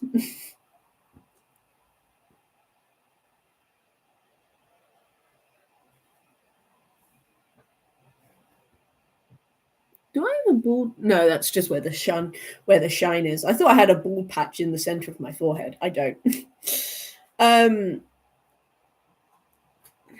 What the fuck was I even fucking saying? I don't bloody remember.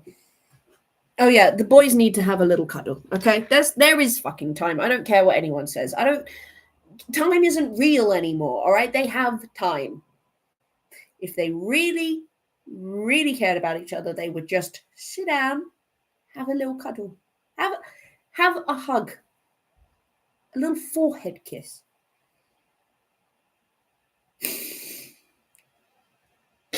Really, Spooky? Really? You ass. No, there is hair there. Look, see? It's just where the shine is. Kind of. And also my hair is like different colors. Shit, maybe I am bald. Fuck, I don't know. I can't be bald there. There's literally hair. Spooky came back from lurking. Legitimately. Like, I didn't deserve that shit. Yeah, like my sideburns are fucking ginger. You see this bit? This bit is solid ginger right there. Making fun of you is my self-appointed job. I take it very seriously.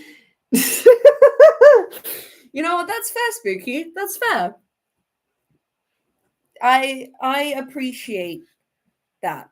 Maybe I should make you your own channel on the Discord where you can just roast me. And we can rate them out of 10. Yeah, as I was saying, they need to be cuddling a little more, okay? Because this is not good for Martin's mentee B. This is not good for Martin's mental health, okay? He deserves infinitely better. It's enough to fear the domain itself, if not the entire power behind it. You should get that on a mug. You don't have to fear the hunt to be trapped here, but it helps. So can we just move on? Soon. Look, John, I didn't want to say this, but we either need to move on or you need to tell me what's going on, because I think we're being followed. We are. Oh, okay. That's not what I wanted to actually hear. I know, that's why I didn't mention it before. But we're safe, right?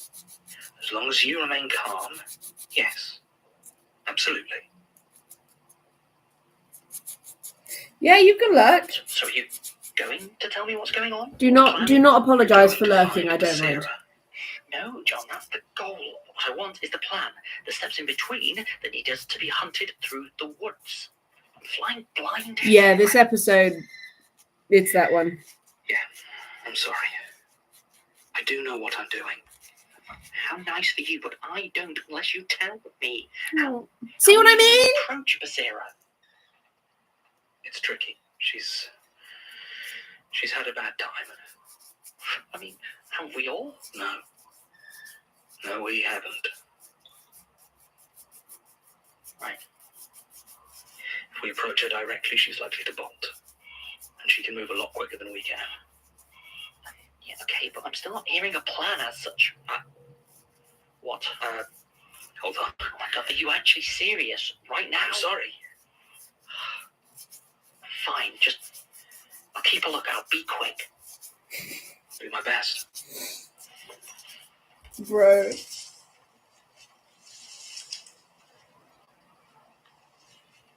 The fuck is that? Feet pound, silent whisper, silent blood on lips, blood on teeth, blood scent of hated prey flows through veins and into feet pound, silent in pursuit. Teeth smile, ready to kill. The lashing branches reach and claw and try to hold back the charging vengeance. Okay, bud. They slip and fall away. Bro, that was I didn't want to say it because I feel like I say that all the time whenever he starts hitting his slam poetry. But I'm so glad you said it because I was like, all right. The killers make no sound as they move across the forest floor, their steps quick and certain. In the distance, they hear the crashing stumble of the one who deserves to be hunted, all stealth forgotten in the panicked flight from righteous cleansing violence. There are no names among the pack, no words, only a razor-keen unity of purpose, a shared loathing of the sickly scent of the one they chase. A mutual determination that their quarry does not deserve to live. Jeez. If any were able to form the words to express them, no doubt the crimes listed of their prey would be as varied as the pack themselves, and some, perhaps, even true. But that is not important, not really. Not the driving, pounding need behind the hunt. What spurs pursuit of tooth and claw is not some calmly made assessment or solemn judgment on the weight of the hunting. It is the need to tear and rend and coat their faces slick with the blood of the guilty that pulses through every fibre of them. Honestly, they sound like they're having a good time. To hate and to be right within that hate. To taste the blood of those that have declared themselves deserving of it. But as the pack runs, each and all among them are afraid. Of what? The pounding in their heart drowns out the unease, makes it hard to taste and feel it out, but it is there. Ideal group activity. Yeah. Just call up the boys, be like, hey, yo, we're going hunting. Yeah, we're come on, we're gonna feel the blood on our teeth. Let's go, boys. Sinew in between our gums. They're afraid of their prey, fleeing in abject terror, their trail marked clear by the scent of fear. No, it can't be. What else could it be? Surely not their packmates, sprinting along beside, leaping, jumping, grinning in anticipation, moving as a group, their minds as one, never looking each other in the eye. Up ahead, the quarry trips, cries out, tumbles to the floor in a desperate heap. They try to stagger to their feet, but they are caught in the undergrowth, ankle twisted, vines wrapped around it. Oh no. They already lost their boots, and now their bare and muddy foot is trapped, flesh and dirt and oozing blood. The blood that fills the nostrils of these hunters and drives their furious chase with the awful scent of its transgression. Tears flow too, but no one notices, and no one cares. Their punishment is at hand. What are these weird fucking sounds going on in the background? Don't think I haven't heard them. I've just been trying to identify them this whole time, and I like, what the fuck are those sounds? Rounded. The spaces between the trees are filled with eyes that hate and hands that hold the promise of a life ended on the rotting leaves of the forest floor. It sounds like someone breathing. I don't know. Maybe it's just like the behind of John talking. I don't know if that makes any sense. Smile, and their teeth glint in the moonlight, still red with all that remains of their last morsel of prey. They begin to step closer. 1 step, 2 steps. When the prey turns, they are still, but they surround in all directions, moving slowly when they are not being watched. What's the time, Mr. Wolf? The time to run is over. The time to suffer has arrived. There is one last burst of strength within the prey. Not strength of arm or speed of escape. What good is fight or flight in this place?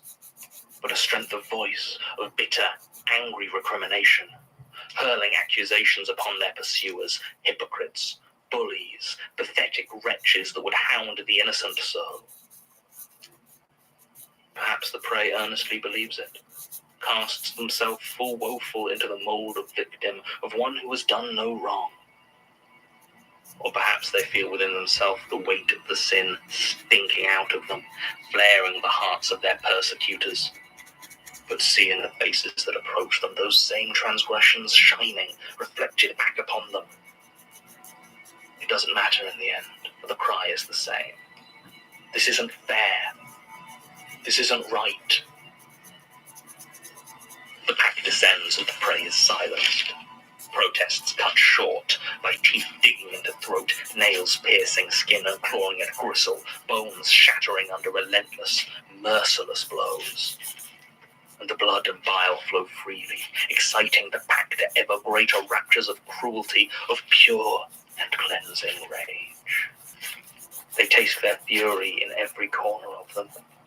There is no sound to break their peace but the wet ripping of flesh, and the occasional transcendent scream of deserved agony.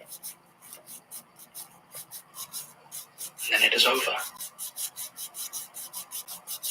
There is a moment, a single, holy moment of blessed absolution, washed clean in sweet and sticky blood. And then the unease returns, the uncertainty and fear that at some moments gripped them throughout their pursuit. They look around from one to another, aware as they stand over the twitching remains that they are suddenly without prey. Oh no. Expressions sharpen, eyes narrow, growls begin to bubble up deep from within each chest. They are afraid. They can each smell it wafting from the others, but who will it be? Who is the most afraid? Which of them held back? Which of them... There. You. Blood on your hands, no doubt, blood on your lips, but not much. Not much at all. Perhaps you couldn't get close enough. There were so many hunters after all. Or perhaps you stayed your hand out of mercy, out of sympathy. Perhaps you stink of that same sin. Oh dear. No words need to be spoken. No accusations put in so coarse a form as voice. The pack immediately knows which among them is no longer theirs, which has exposed their own iniquity, which is now prey. The prey turns and runs, all grace of the hunt forgotten as they stumble, crashing through undergrowth and dirt. Behind them, feet pound silent. I can hear stuff. Feel better, John? I'm done. Martin? You all right? Oh, Just peachy. I don't know. I feel like I saw something in the trees. You did. Oh, fantastic. You're very reassuring. You know that? yeah, you did. Is it that pack thing you were talking about? No, they'd have no interest in us. We're not one of them. Look, John, if you know what it is, then why don't you just tell me? So, no, John, you just did a statement. I don't care if you want another one. Martin.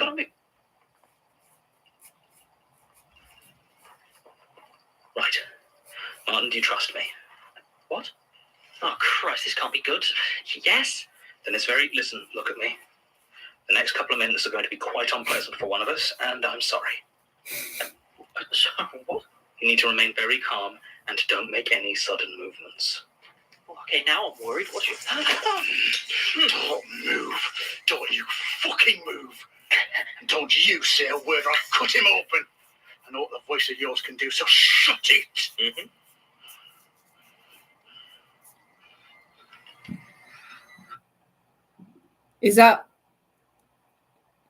Is that my vampire killer? Oh, there it is. Okay. You can talk, but slow like. You try and do any of that word magic, and he's dead. Understood. Hi, Trevor. John, what's going on? It's okay. Trust me. Understood. Hello, Trevor. Hi, Trevor. John, what's going on? It's okay. Trust me. Okay. It's not okay. Stop fucking smiling. John, I know you keep saying we're safe, and I am feeling very calm. But just so I know, can he kill me? He could, yes. If he was still a hunter. Oh! Wait. Of course I'm still up.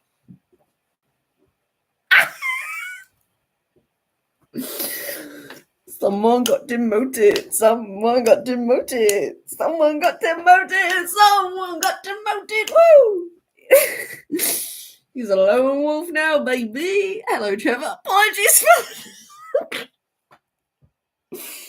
Hello, Trevor. Apologies for the deception. But I...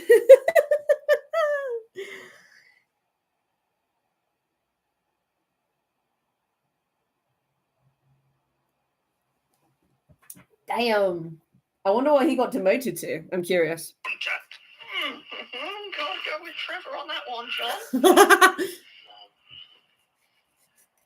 Right now, he's prey. How long have you been running now, Trevor? Don't know.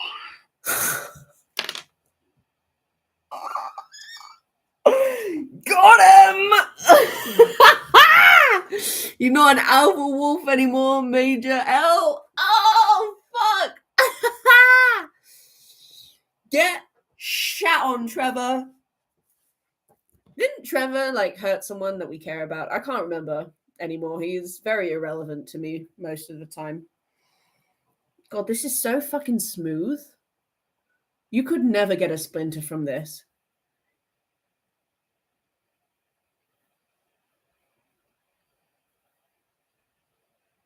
Amazing.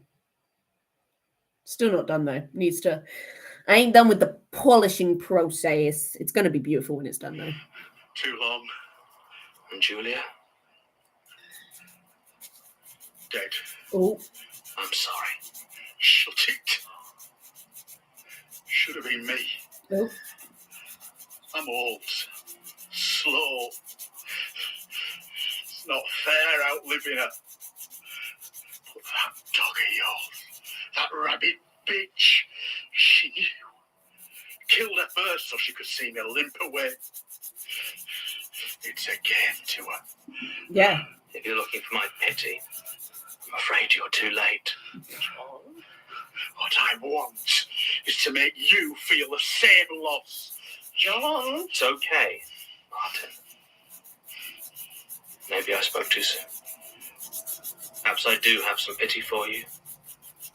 After all, I know you, Trevor. You've had a tough life. Hardship from beginning to its strange and twisted end. Never complained. No, you haven't, have you? Maybe that's the greatest tragedy of all this. I'm sorry, Trevor. Is he fucking hostage to... Is he hostage talking down Trevor right now? Is he hostage negotiating with Trevor? For fuck's sake, man. What? For putting us all in this situation. I had hoped you'd go for me, but, well, I'm sorry I've reduced you lower even than prey. John? No. To bait.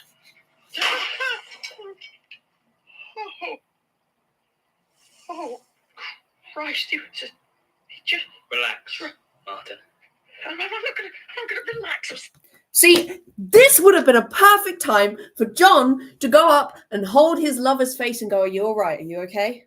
You know, make Martin feel loved. I bet you he don't feel very loved right now. I bet you he's not feeling like John gives much of a rat's ass about him. I said what I said. Never knowing what's going on, and then Hello, Basira. Basira? Don't move, either of you. Hey, whoa, Basira, it's us. I said don't move. This place plays tricks. It is us, Basira. Sure. And you just happened to wander into Trevor's path while I was tracking him. What a fun coincidence for everybody. Not a coincidence. Can I at least put my hands down? My arms are kind of getting tired. Oh, Prove you're real. What? Like pinch you or We'll prove you're really Martin Blackwood. I feel like You could do it. what he just said was very on brand for Martin Blackwood. It's like, what, like pinch you? That is such a Martin response, bro. Owen. Shut up. John, this is serious. What's something only Martin would know? What? I don't know. Fine. No, wait. God, I don't know. We've never hung out much. I've no idea what you know about me. What about you? I mean, I can know literally anything, so ask away, I guess. You understand how unhelpful that is for proving identity. I'm sorry to be an inconvenience. Well, you better think of something, or... Basira, I know you're not going to shoot us. There's already too much doubt in your mind. I told you before not to look into my head. So you do believe it's me then? No, it'll prick. So, can I... Yeah, put them down, Martin.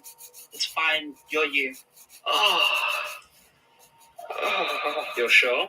If you're monsters, that would mean I get to finally kill something with your smug face. No way am I that lucky. Can't fault your logic. Come on, you've wasted enough time already.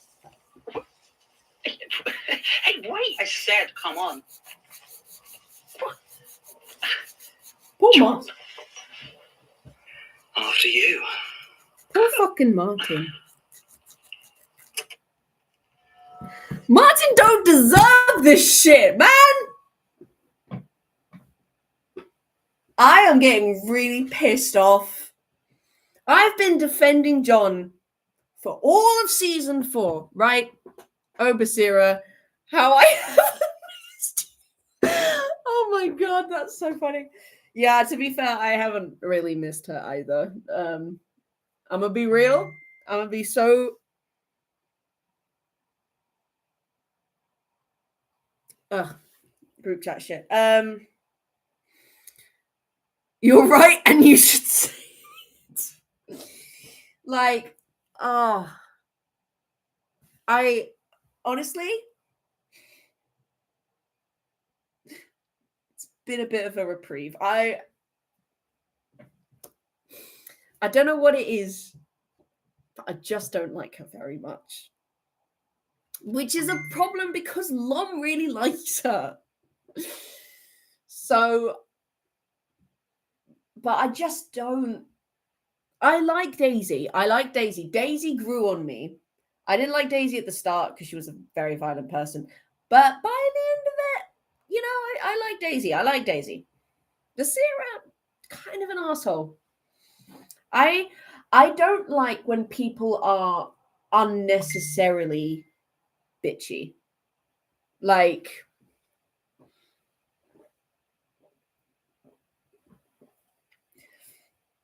characters, like, I understand that some people are very pragmatic in how they approach things, and that's fine. But it's the complete lack of humanity around that pragmatism that pisses me off. Like, when literally, like, everything they do, everything they say, especially around only certain people, is just like, fuck you, do this. And it's just like, bitch. Like, would it kill you to have a little bit of humanity in the way you say shit? You know what I mean? Like, when she used to be like, don't eat anything, don't eat any statements because that makes you a monster. Like, would it have killed her to go, I understand that it will hurt because you're literally starving yourself, And I understand that that's difficult. But regardless, this is something you need to do. Even that, a little bit of empathy. It's the complete lack of empathy that fucks me up with her. Daisy knows she sucks, but everyone sucks, so what the hell? Basira still acts like she's normal in a group of monsters, despite being at least on the same level morally. Yes, absolutely. I would agree with that 100%. With her, it's this like, sometimes I appreciate the fact that she approaches things very practically, but at the same time, like, she only bothers to be somewhat considerate to very random people. Ugh, people are talking in the group chat. See, Daisy, but the thing is Daisy feels somewhat bad for the shit that she's done. Once she came out of the buried, she was like, damn, I really fucking just killed people straight up. And Basira knew about it this whole time and just let it fucking happen. That's almost worse. She was like, nah, Daisy's cool. Daisy can do what she wants. Like, it's the double standards, the complete lack of empathy, the apathetic way that she talks to everyone just fucking gets on my nerves. I don't know. Anyway, hi, Basira. Glad you're back, I guess. I don't know. Anyway, the way Martin sounded at the end, I'm gonna fucking cry. This poor man has had a gun pointed at him on multiple occasions in the last 10 fucking minutes. And John is doing nothing to try and comfort him. What the fuck is that? Bitch. I am starting to question if John actually cares. Martin went through all the stages of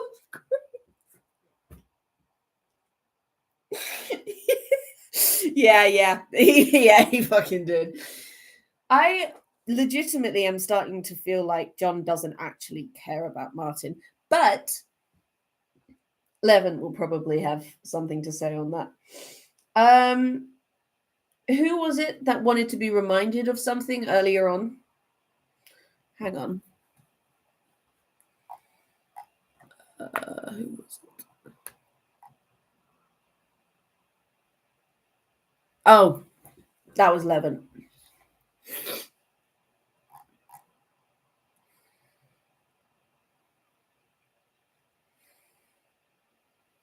Exactly. And you know what? Would it kill John? Would it end John's life to just give the man a little bit of reassurance? I understand that his humanity is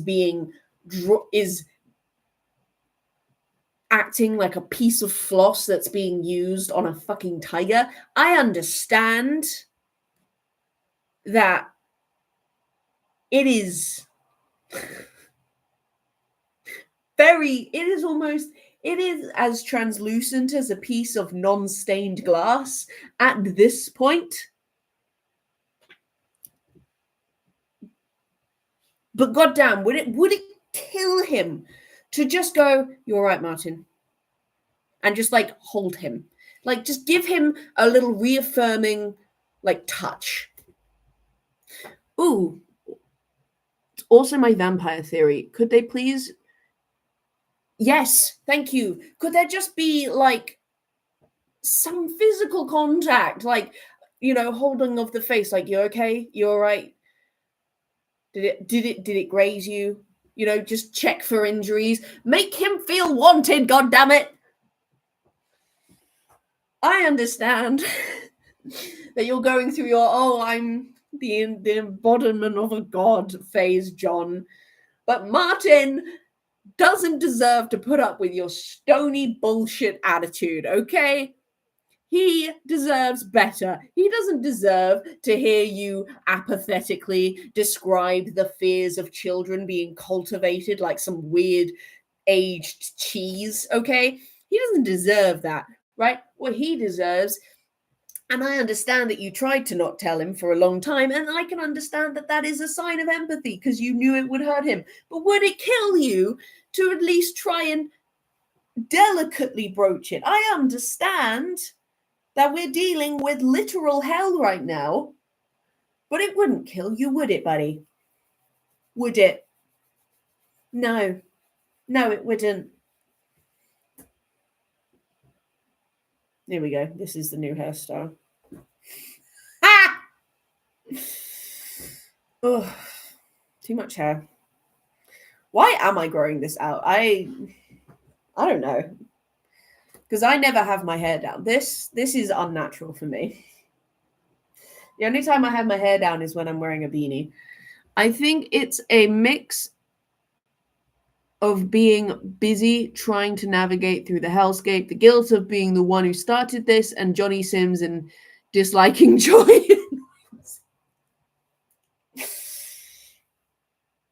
You know that live stream that they did where they did a bunch of like cute quotes that people gave them?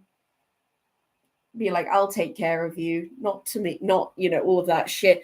They could just throw a few of those in, sprinkle it on like holy water amongst the fucking sinful activity, and no, it wouldn't take away from the fear. It wouldn't take away from the plot line. It would just be a little bit of reprieve for my poor boy Martin, who did not deserve to be a character in a horror podcast. He deserved to be part of a sitcom or a slice of life, but preferably in an animated series, but I'm not picky, as long as it was something that allowed him to enjoy his knitting. Okay? That's what my boy deserved. He did not deserve to be He did not deserve to be written as a fucking character with an abusive mother. Oh.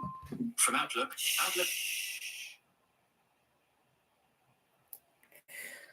He didn't deserve it. That's all I'm going to say. He didn't fucking deserve it.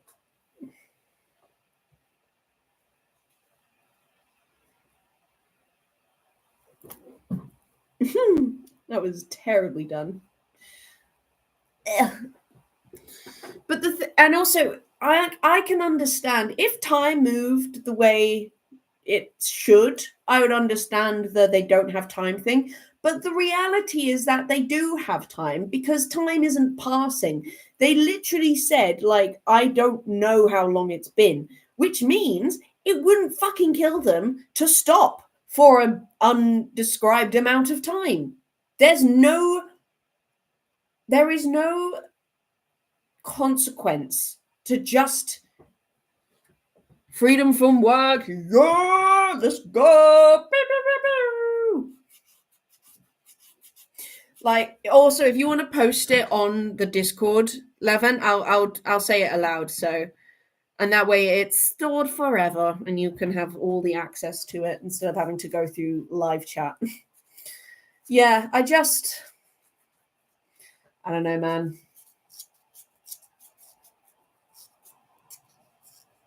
Like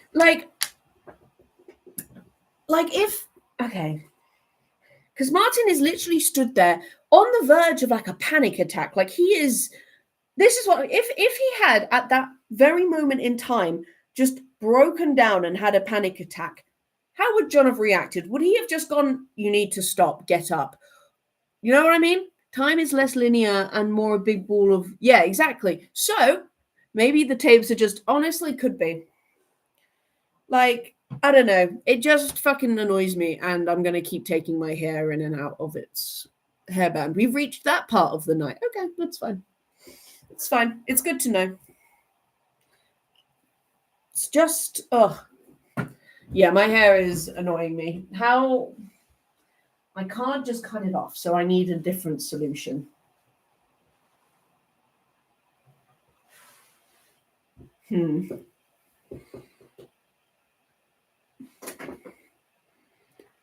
But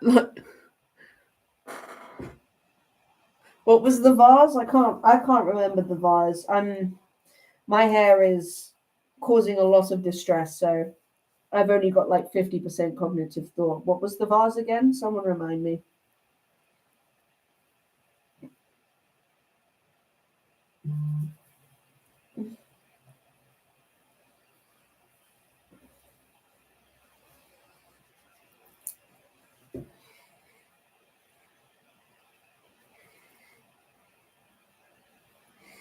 Need to redo my buzz at some point. I'm going home for Christmas, so maybe I should do it tomorrow.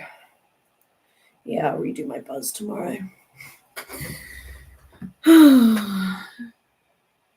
Oh shit, yeah. That was very homophobic of the vase. Okay. Right, so with the death of vampire hunter Trevor Herbert, I think it is time finally to write out my theory of TMA's demon fear. And this is with capitals and everything. Marie, you should make a Discord just to join the server. Honestly, I think you'd have a good time with it. By which I mean very little happens. It's not a very active Discord, but it's cute. It's quaint. Dear Jerry had once explained that all the fears had colors on a wheel, a metaphor I shall use quite heavily here, but only because it helps so much. Very valid. Yeah.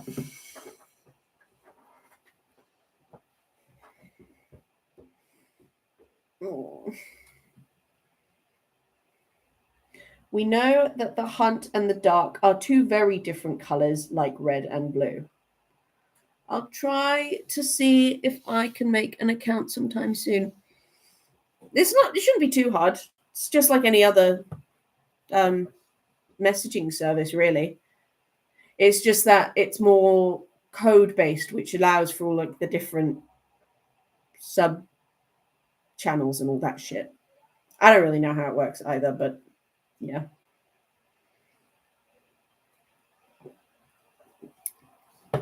So what happens to purple or fuchsia? Fun fact, purple, technically not an actual color. Doesn't have a wavelength. It specific color microcosms, terrariums of fear, self-sustaining microentities. That is my theory basis. I'm gonna just wait for you to finish writing, actually, Levin, before so that I can read it all at once. So take your time. It seems like the smarter move because I'm gonna keep forgetting where we are. Ugh. It's a color to me. No, as in it's a color without a spectrum. Purple isn't real. Levin about to cook a 5-star dish. I'm on a diet, but he keeps cooking nonetheless.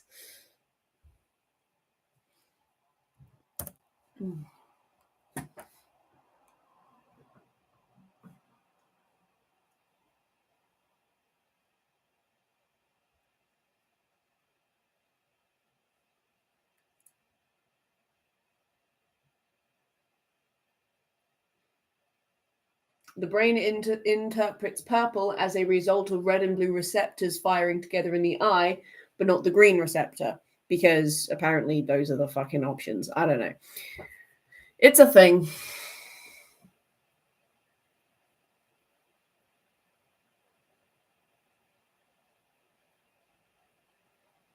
So essentially, what we see as purple is, in actuality, just our brains trying to understand not green because of like wavelength shit. I don't know.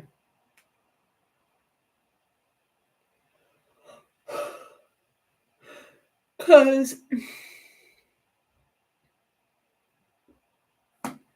nah, that's not true. Source me because that's fucking funny. Ugh. I want to go make honey toast, but doing so would require me to take down my whole setup. And I don't really know if I want to do that. Oh, but I'm going to because toast is fucking delicious. So here we go, boys. Oh, wait, actually, I can keep this one plugged in. It's just, oh, she's burning up.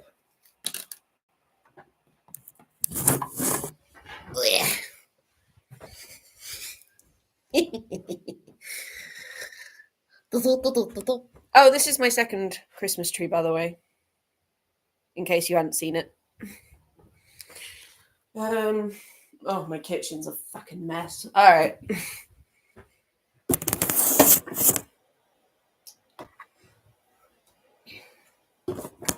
Wires in the sink is a bad idea.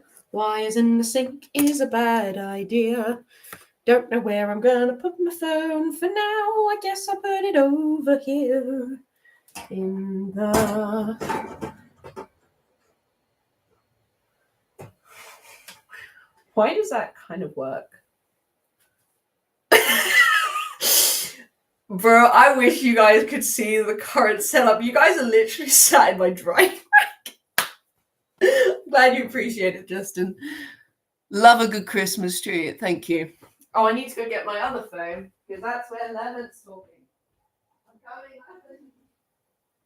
I'm still here.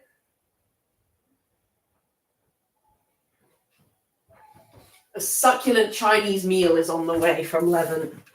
Oh, this is so gross. Yeah, you are literally on my drying rack. So this is like a weird behind the scenes because I have been known to do my dishes on the stream before, and now you get to see the sink, which does it. Let's just put the sink out of the fucking way. I don't know if you're meant to be able to move the faucet like that, the tap, but I can, so. We have become the drying rack. You certainly have. Honey toast, bro. If you want like a little sweet treat, I have to really look behind myself. Hello. This is really odd. You guys are seeing just the back of me. That is... It is a very odd sensation. Oh shit. But what was I gonna say? I can't even remember. Yeah, if you want like a sweet little treat, get some honey and put it on fucking toast. Bro, it's so good. Like, I discovered it. Well, probably rediscovered it. I probably had honey toast in the past, but I rediscovered it recently and it's so good. You put a tiny bit of butter on the toast, you know, just to like lube it up. You put some just easy squeezy honey on that shit. It's probably not good for my diet, given I'm back to 76 kg and got this nice little lump, which I hate. But what do you think's normal? I can't remember.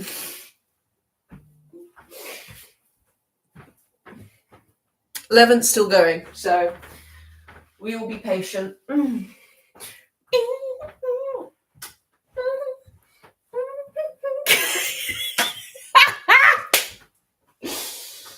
Oh, there's something wrong with me.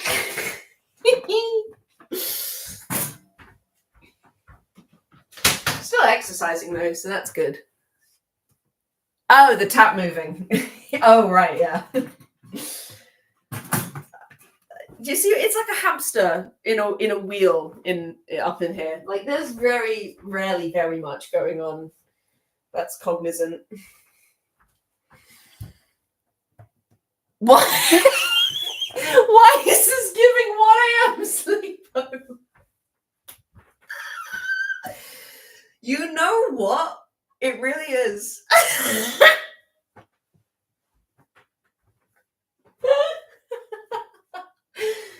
Like, all like sneaking down to the fucking kitchen and just pillaging everything. That's so funny. Oh shit, 1 a.m. sleepover. Oh, wait, I can show you some of my grandmother's art. I have some which is right here. These are just some boards. So this is one. Oh shit, there's the camera. I forgot. I keep forgetting where the camera is. I keep trying to show my laptop.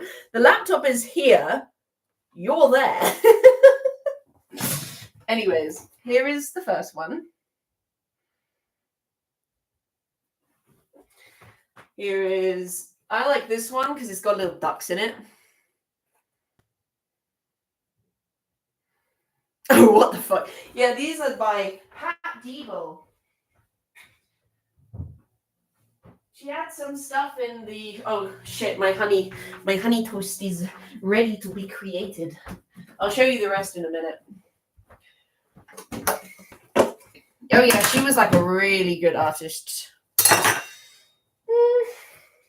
Knife? Have I knife? Knife anywhere? No? Okay. Well, knife. Knife is new. What is wrong with me? No knife. Goddamn.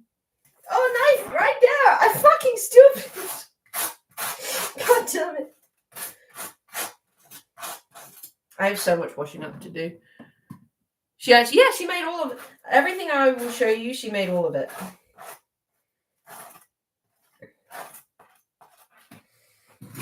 She was a really good artist.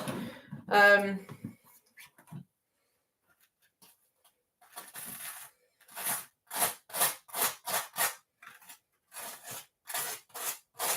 excited for Levin's thing. I don't know if they finished saying their piece. How long was the last? Oh, 3 minutes ago. So actually probably nearly either done or close to it. I'll finish my toast. No, I will finish making my toast. You slap that honey on.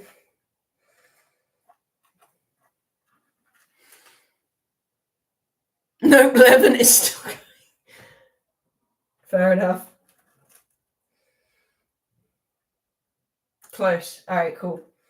Take your time, man. But I'll read it all once it's done, because otherwise I get lost and confused, because I am stupid. Yeah, no, Pat Deeble, aka Mama Pat, aka the badass woman. I personally never met her, but she sounded like a real fucking party.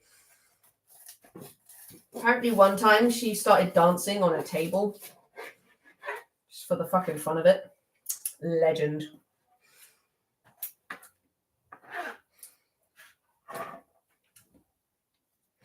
I can't remember why or how she died.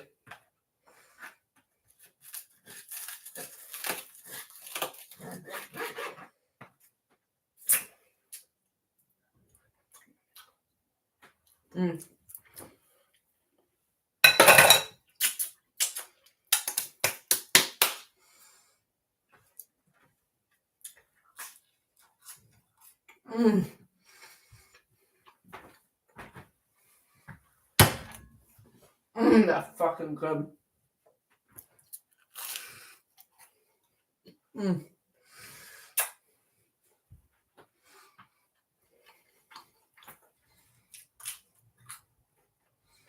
Amazing. Honey toast, man. I feel like it's got a rip grandma she ate.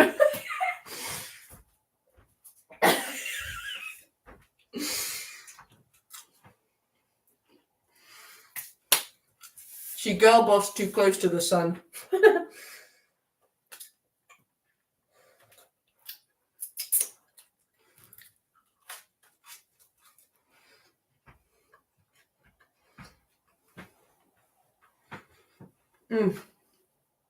Seriously. Oh, done. All right.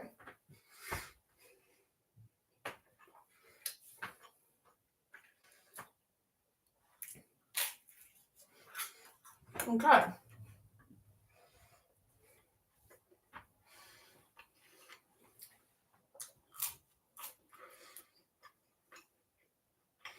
So, with the death of vampire hunter Trevor Herbert, I think it's finally time to write out my theory of TMA's demon fear. Dear Jerry had once explained all the fears as colours on a wheel, a metaphor I shall use quite heavily here, but only because it helps so much. We know that the hunt and the dark are two very different colours, like red and purple. Well, like red and blue, sorry. But what happens to purple, to fuchsia? I don't know how to say that word.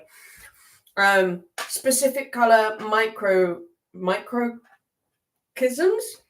Terrariums of fear, self-sustaining micro-entities. This is my theory basis. Vampires, for example. What fear is a vampire? The hunt? The dark? Maybe the flesh? None fit perfectly. I believe that's because we place too much emphasis on them. Vampires are their own fear. Oh my goodness. Dracula, Nosferatu, Oni. Vampires are universal but not all-encompassing. Vampires do not belong to every fear, but do belong to many. I can see that. You can think of many, many vampire horror stories. Children are terrified of them. Entire sagas written in their awful glory. Ooh. Okay, shit. In their awful glory? God damn. That's fire. I got distracted. We do not fear the dark of the vampires, or their hunt, or their corruption, or their flesh. We fear them. Vampires harvest their own special brand of terror, but unlike the extinction, are not strong enough to, or distinct enough to be their own dread power. This explains their weird, ephemeral nature throughout the story. They show up occasionally with very specific and defined rules, but don't blend with anything like any true dread power. This is what I would refer to as a fear microcosm. Microcosm? A color like teal or brick. A swirl in the color wheel that is so distinctly itself that it cannot be separated into parts. Shit, man. I think I cooked it. I'm on a diet, but it's still cooking nonetheless.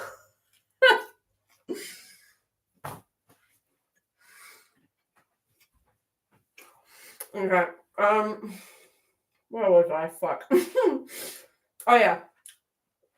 But then, if the hunt and eye and dark and flesh are all are the outside colours of the wheel that circle and swirl and culminate, what rests at the centre? What is the brown, the black of the fear entities?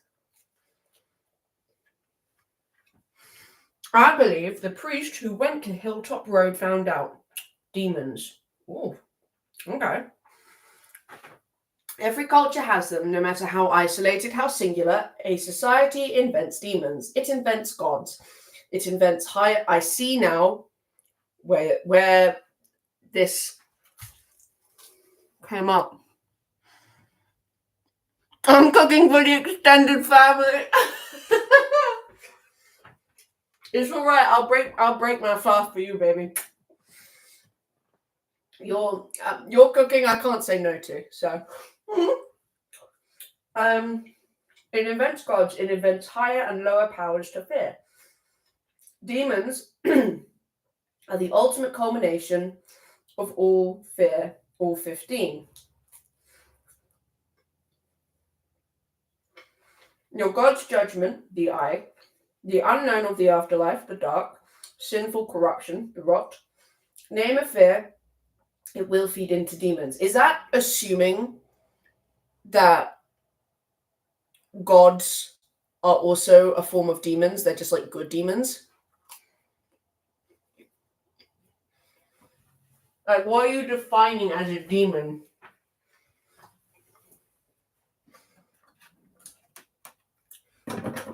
Because if we go with something like heaven and hell from the Bible, like,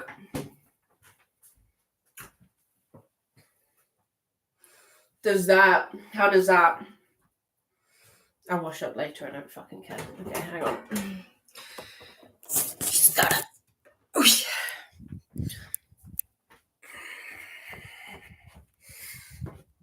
back to the room.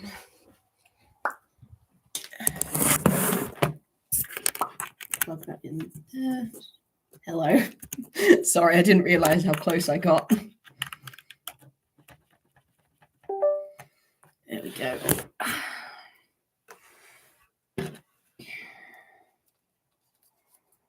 Oh, fucking hell. Get on there. Okay. Wow, that was a very flattering angle.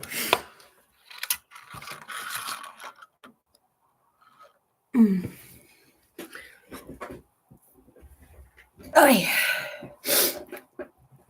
Okay, hang on. Just. Do you fear heaven and hell? Do you fear judgment? How many wars, crusades? If you need. Didn't know that. Didn't know that it was the Key of Solomon was a lightener. That's kind of interesting.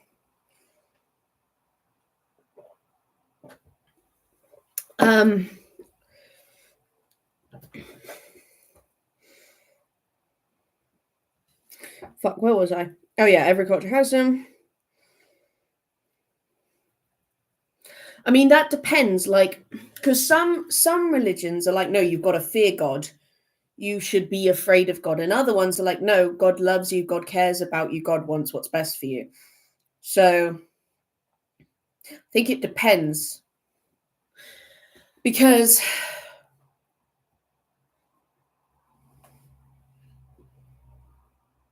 with things like the Greeks, the gods were very much like humans. They were very self-serving.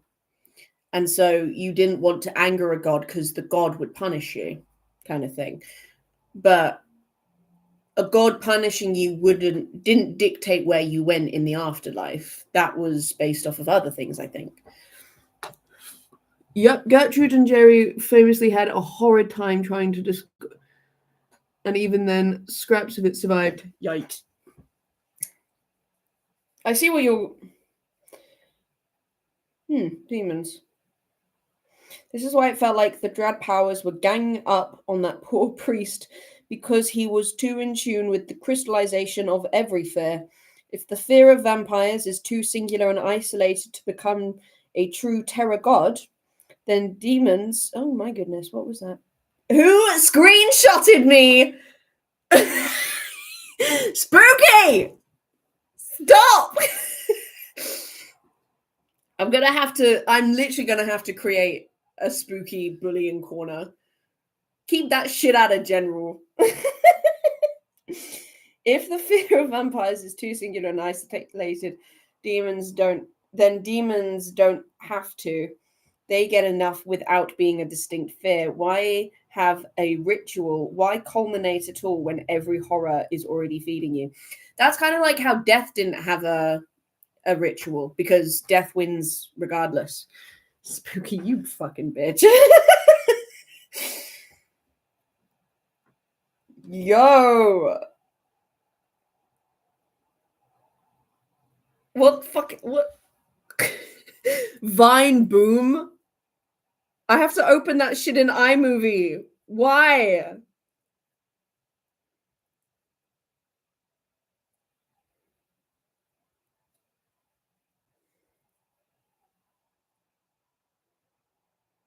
Fuck off, iMovie.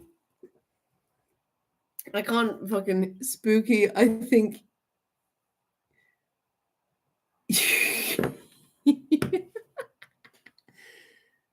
No, it doesn't play in Discord.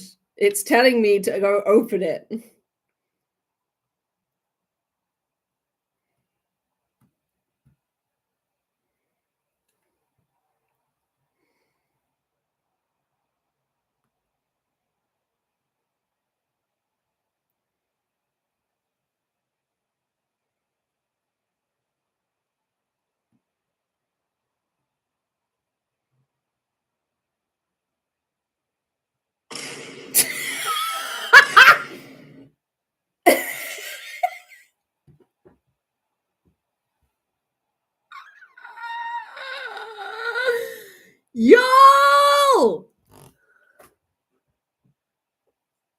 Blackbird, please don't encourage them. I'm begging you from the bottom of my heart. I can't.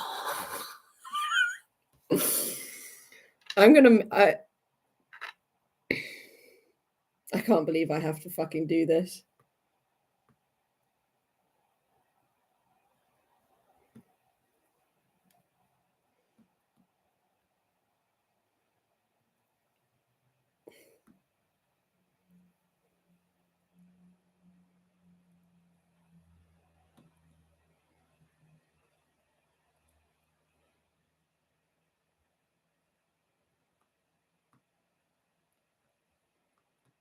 I've called it Spooky's bulletin board, like a bulletin board. I don't care if that's a bad joke. I think it's fucking funny.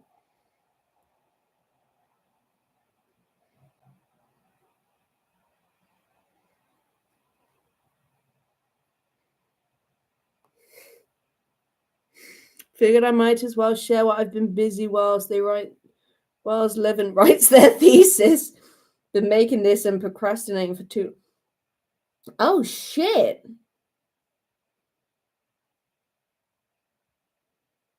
That's badass. Very nice. Dwayne the Geodude. Is that one you've made? Nope, a friend made it. A cursed thing. Well, they're very... I wish I had a 3D printer. Thank you. It will receive plenty of use. You bastard. I do like... Can we appreciate that pun, though? I feel like that's a really great pun. The bulletin board. It's the bulletin board. I don't know. It's fucking funny. Laugh. Anyway, don't please actually no, because I'll get bullied again. Here's some more art from my grandmother. This one, it's a great joke for real. Thank you. This one was in the National Gallery. My favorite thing about it is the tiny mouse. Look at him! Look at him! He's so baby! He's just like me for real. Did you just ha ha ha me, Blackbird? You bastard. I can just tell that it's sarcastic. Ha ha ha ha ha. That. Oh no. I've made a mistake. Yeah, look at him. Look at the little guy. He's just a little guy holding on to the stalk of a poppy. This is so yeah, we've got that one. And then we've got this, which is watercolor, which is little sheeps. Again, gorgeous, amazing. Sorry about the glare. I literally can't do anything about it. If I go, no, even if I go away, it happens. So sorry, you're just gonna have to handle the glare for this one. Adorable little sheepies. Oi. Oh, this one's heavy. This one, oh, Christ. This is embroidery. Yes.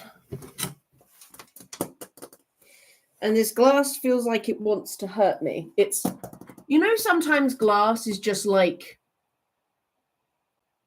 glass. Like it doesn't want to be pretty. It wants to do damage. This glass is giving that energy. This glass wants to cut me. I don't know how. I don't know when or why, but it will. Anyway, embroidery. And penultimately, oh, sweet Jesus. We got this bad boy. I say penultimately because I have one that's up in the other room, which we will travel to go see, because I'm not taking it off of the wall because it's very big. We got this bad boy. Should I? No, this is fine.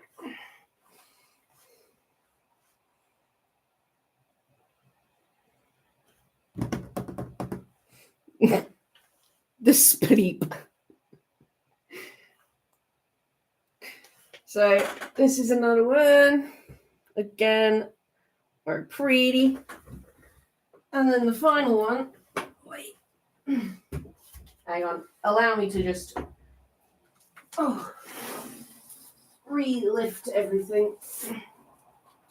Oh, here's a little tip. When you're leaning like canvas paintings against each other, put them on a kind of like a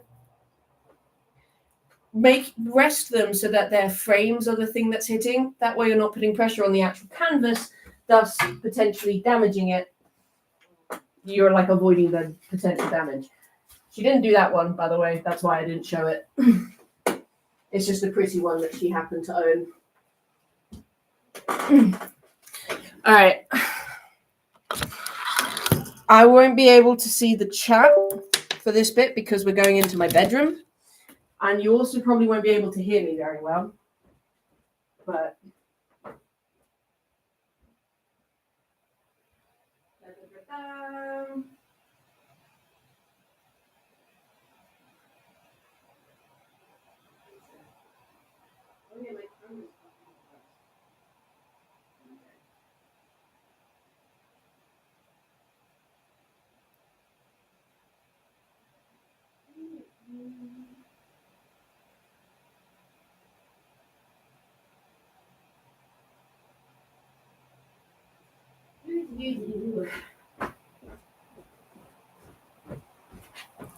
oh.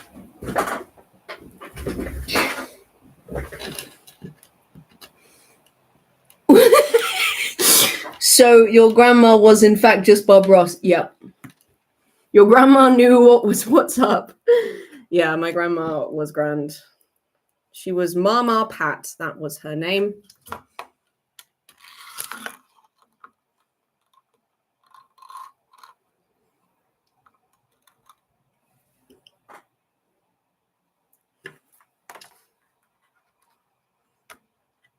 Aye.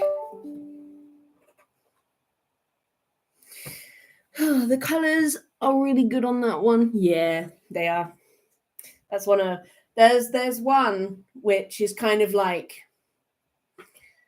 I know for a fact it's going to cause a feud later on when my dad is dead, because it's the one that we all want, and it's going to sound dumb, but it's of these stairs. Because there was this really like cool set of stairs in Mallorca in the villa that we stayed in all the time. Thank you. Thanks, guys. Mama Pat would be glad to know that you like her paintings. And there was this one which was of the stairs, and these stairs were like outside, and they just the vibe of them was just. By the way, this place in Mallorca had, you know, those ridiculously sized cactuses, you know, those succulents that just grow huge to the point where their little spikes could literally be used as weapons because they're just those were the kind of plants we had there. They were just these massive like cactus succulent thingies.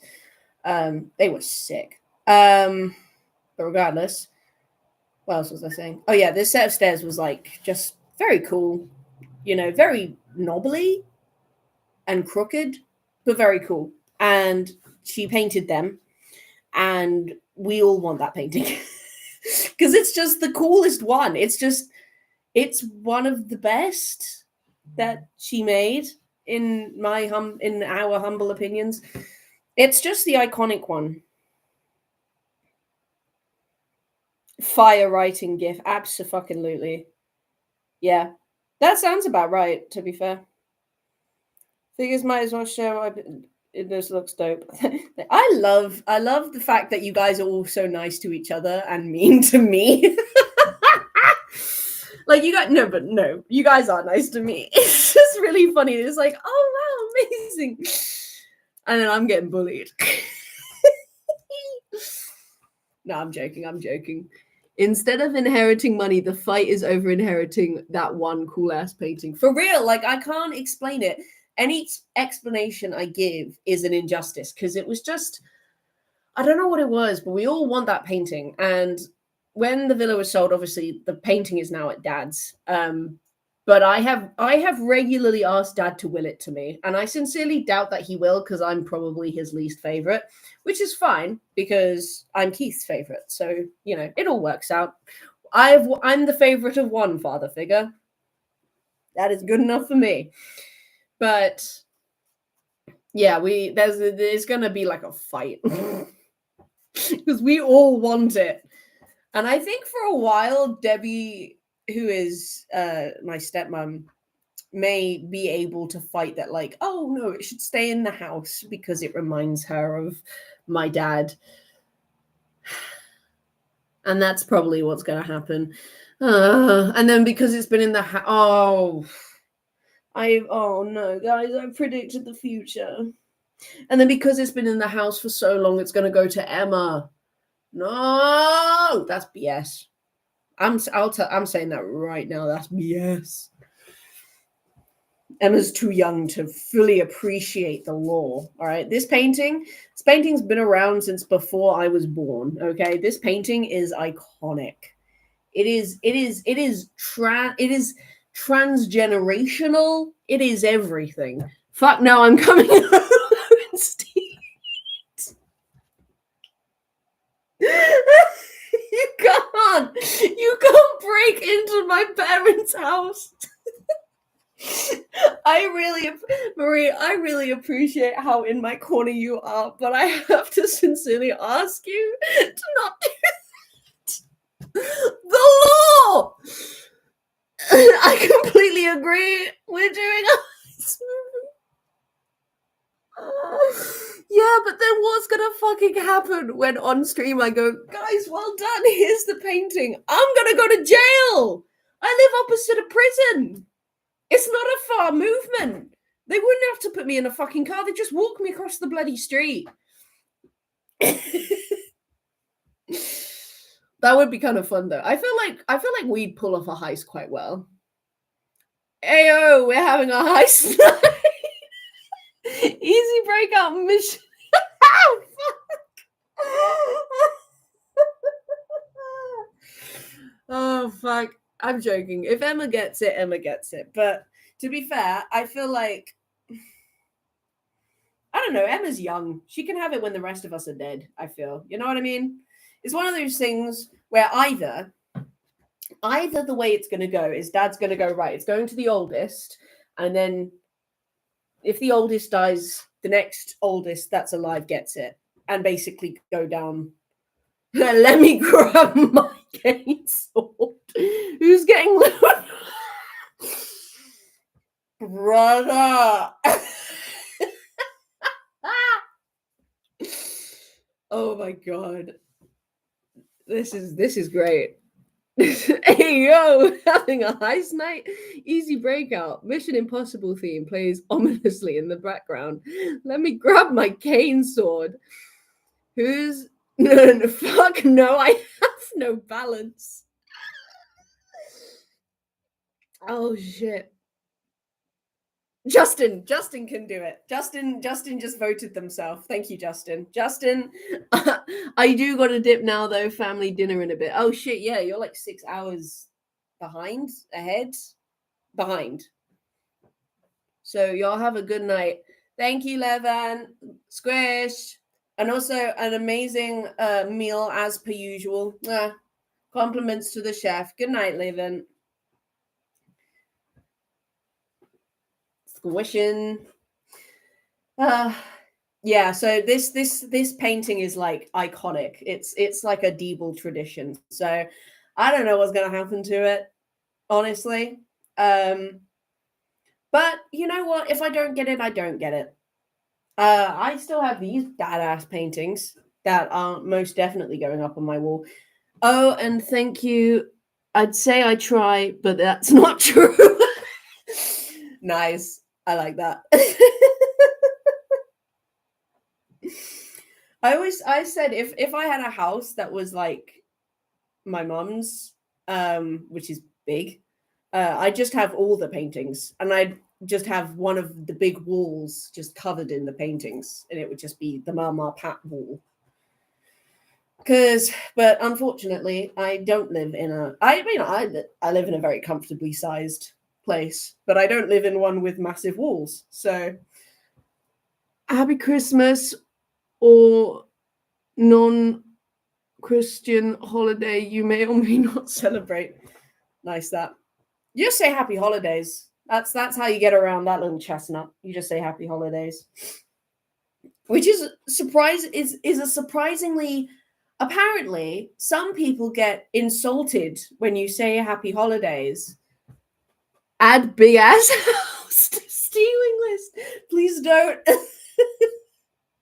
No, that's my mum. That's my mum's house. We like my mum. Remember my mum, the one that came on drunk that one time, Marie? This is an actual thing that happened a while ago. It was Lom on the phone, Marie in the chat, and my mum whipped in with a fucking champagne glass, started saying hi to my friends, and I was like, Mum, I'm on stream. This is on the internet. And my mum had no idea what I was saying. Oh, it's okay. I'll put it on the nicely asked list then. Yeah, there you go. Oh, God. But yeah, you must remember that. That was a very memorable time, and you were like, your mum seems nice. This was the time my mum decided that drinking before we had dinner was a good idea. It wasn't, and I may have to go back to that stream and blur her face for the sake of her privacy. I very much do never forget Rose's mum digital. Yeah, my mum is a real specimen. The other day, my mum was like, Rose, can you make me Instagram again? Because I don't think I have it anymore. So I opened the Instagram app to her account, which obviously still existed. And I was like, here you go. And she was like, oh. And I was like, yeah, it didn't deactivate just because you didn't open the app. That's not how it works. Like, and then she went, can you do it for Facebook too? And so again, I looked up Facebook in her apps, clicked it. What do you fucking know? We're in the Anna Macmillan account. I was like, here you go. And she was like, oh yeah. I was like, you have these accounts. You just don't open the apps. They don't disappear. Like, feel you there. My dad once asked if he needed to download an app to connect to the Wi-Fi. Oh, no. Should have told her not to click the self-destruct after a certain amount of time button. See, if I said that to her, she would believe me. This is the issue. My mum, I love my mum because everyone's always like, oh, don't be so gullible. My mum has an unwavering amount of trust that people are being honest. And it's like, some people are so trusting that you don't want to tease their gullibility and like prank them with it, because that would just break you. They'd then be like, oh, and that would just ruin it. You'd be like, wait, no, I didn't mean it in a mean way. She's one of those people where it's like you just don't want to because you'd feel bad. But yeah.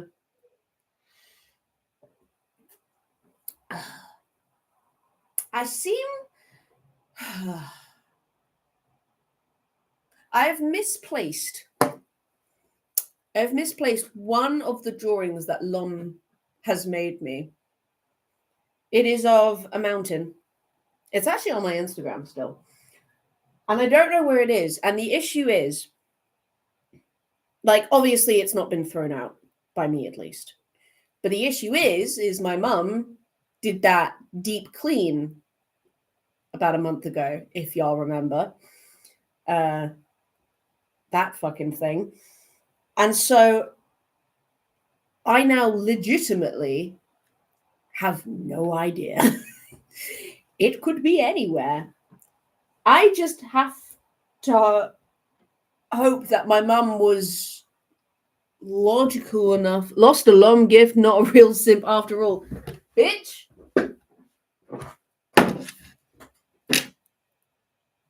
I have kept every label, note, and written message from every gift that Lom has ever sent me in a fucking jar. This is a tag. I kept a tag. All right? Don't you dare not call me a simp.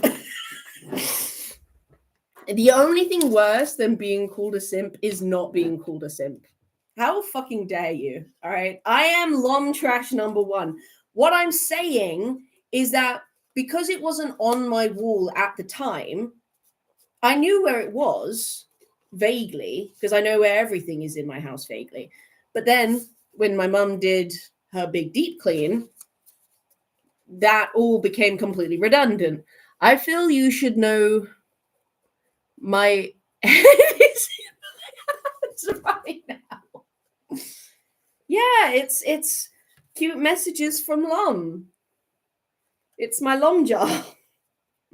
I also have,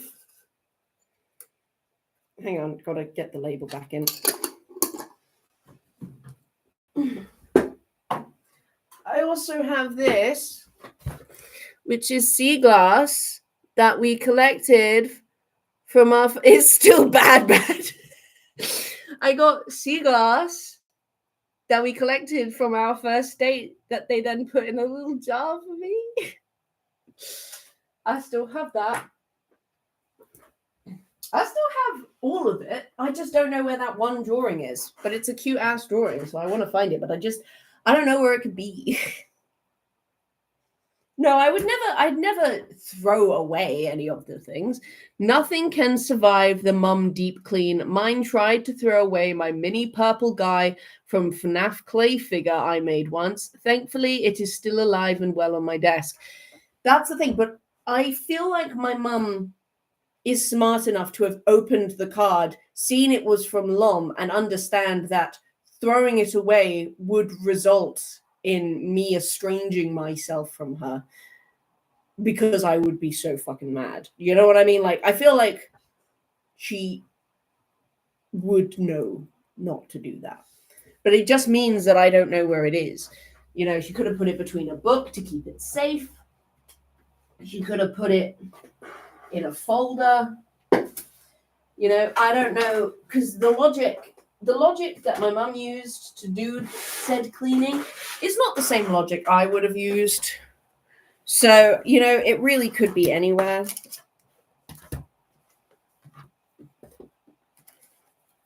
Let's check. I'm checking in random places. Places I wouldn't think to look, because that's the best place to start.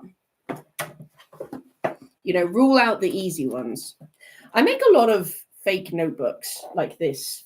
This is literally just a bunch of paper held together by 2 bulldog clips with the clip bits removed. And then boom, fucking notepad.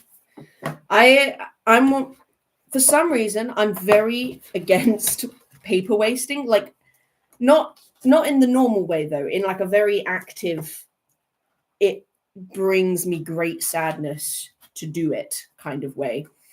To the point where I have a special folder filled with all of the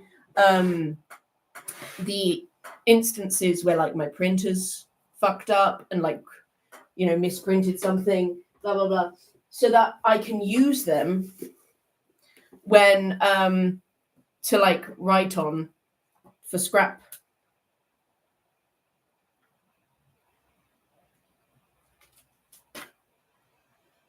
Oh, it's raining.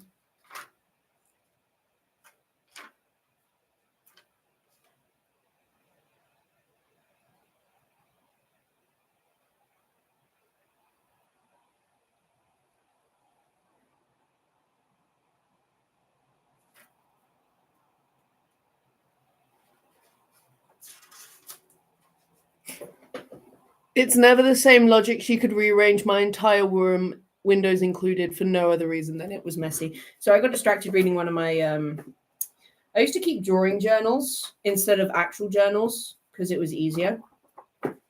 This is the only one I've ever completed in its entirety, and it made me very proud to do that. Look at this shit. Hang on.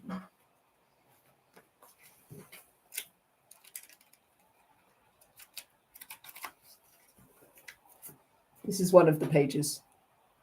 I used to keep drawing I used to keep drawing journals like that. And then I stopped, and I can't really remember why, and I just never got back into it. And I told myself that I would, and then I didn't. So this is the current one, I think.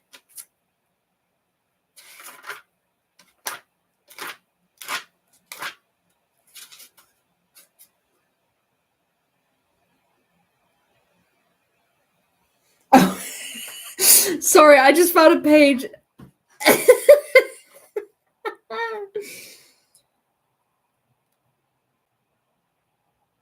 Not the, hey, how are you? Hi, leaves. Huh. Guess I did something bad. Not that I know what it is.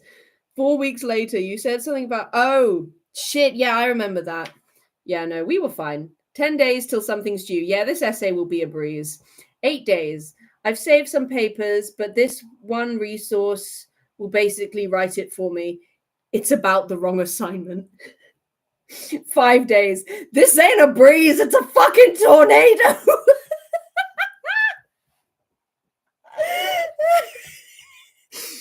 4 days later, with 8 hours of collective sleep, and then there's just an emancipated drawing of me going, it's finished. My God, I'm so fucking funny, bro. With 2 hours to spare. Puddle Rose, you okay? And the puddle is thumbs upping. That's so funny, bro. Oh, Rose Brain. Okay, so where are we at? Well, we haven't really gone to lectures, and we don't know how to do exams, and we are stressed about the practical report, and we haven't lost any weight and don't feel in control at all. So we're stressed. Yes, we are stressed. Apparently, this is Rose Brain. Rose Brain is apparently Frankenstein. I don't know. Rose Brain is yet to make another appearance. Sup, I'm back. I look kind of different. Oh yeah, shit. I broke up with Brandon. Honestly, okay with it, but I can't focus right now, which is annoying. Oh my God. I need to update this. I can't believe that was the last entry. That's sad.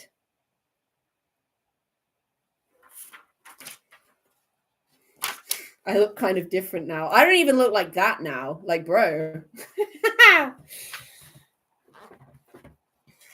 Yeah, so I've got this whole ass book to fill, and I haven't.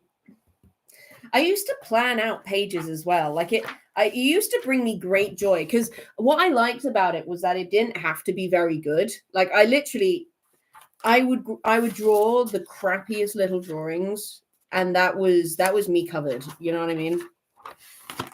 I'm gonna take these pages out because those aren't drawings. I do like Rose Brain though. All right, boys, let's do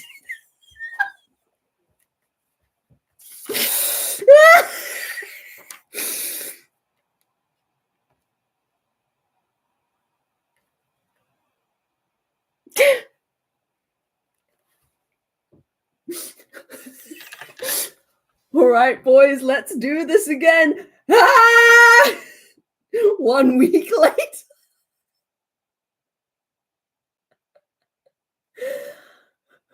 I then proceed to sleep for 3 days. I don't even remember this.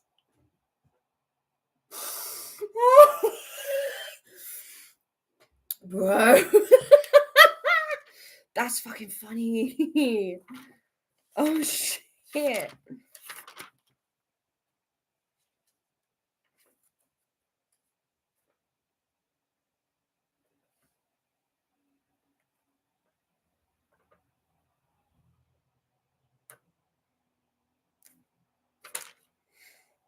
Uni, the sequel.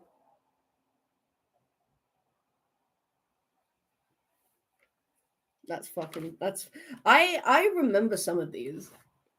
Rose Brain most definitely needs a comeback. Fucking Rose Brain is so iconic. Rose Brain is like is me, but this part of my face is different, I guess, like metal or something. There's a cog coming out of the opposing side, and one of my shoulders is also metal. And I have no eyes. I just have massive orbs. Oh my god. Yeah, if I highly recommend if you like the idea of journaling but don't like journaling, do a drawing journal. Like this is much better. This is not a good representation of the standard of drawing. Look at the haircut one. Like, it's not good. It's literally just lines. Or like this one. This is just a fucking cat, you know what I mean? Or like this one is just stacks of books, you know? Which is just rectangles on top of each other. All the things like this. But it feels so good. Like, I remember doing this just helped so much. And you know, actually, the thing that inspired me to do this was Night in the fucking Woods. No, but that's the glory of it. You don't need artistic talent. Watch. Okay. I'm going to show you how I do all my drawings for my drawing journals now. Okay, so here's a drawing journal. Here's a page. We'll get a pen. Not that pen, because I don't like that fucking pen. I've been postponing both my journaling and my drawing, so this seems perfect. Okay, so here's what you do. You make a blob. You give the blob 2 blobs. You now have a basic face. You then do a shitty hair rendition. So for me, currently, an accurate one would be that and that. You do. Squiggle, squiggle. Boom. You got a bun. And then maybe a few bits there like that.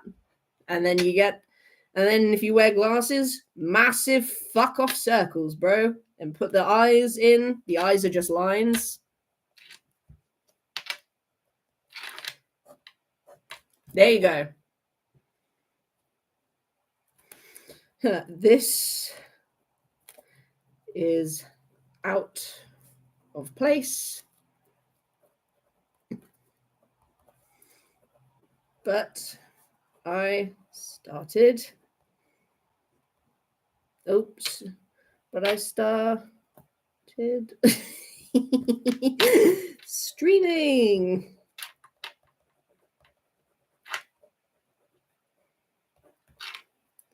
Hi, camera.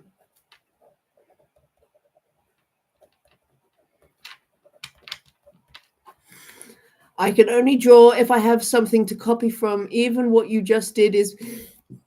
But the thing is, well, you got to think with the drawing diary, because I understand where you're coming from, because I too struggle with that kind of thing. But what's nice about the drawing journal is it isn't meant to be good, because it's not meant to be seen, right? Like look at this fucking shit. This is literally, this is meant to be a fucking IV. It's just a bag with a line attached to it. Okay, the ear is not and let's be honest, that's kind of a shit ear. Like, it's not a good ear. But like, that doesn't matter, because you get the vibe. Or like this one's a bit more like, oh, actually, I've got a good example one from here, which is when I went to Bath. Hang on. Oh no, this is a good one. This is meant to be a walkway. I've never drawn a walkway in my life, but I went, it's a trail and it's got a down. Boom. And these are meant to be the canals. And to be honest, That's not what the canals look like, but it does the job. Or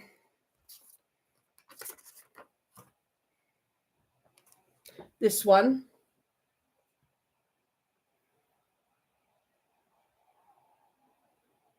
It's just fun. That's the point of it. The point isn't for it to be good. In fact, if you spend too much time making it look good, you probably end up not getting out of it what you want to get out of it.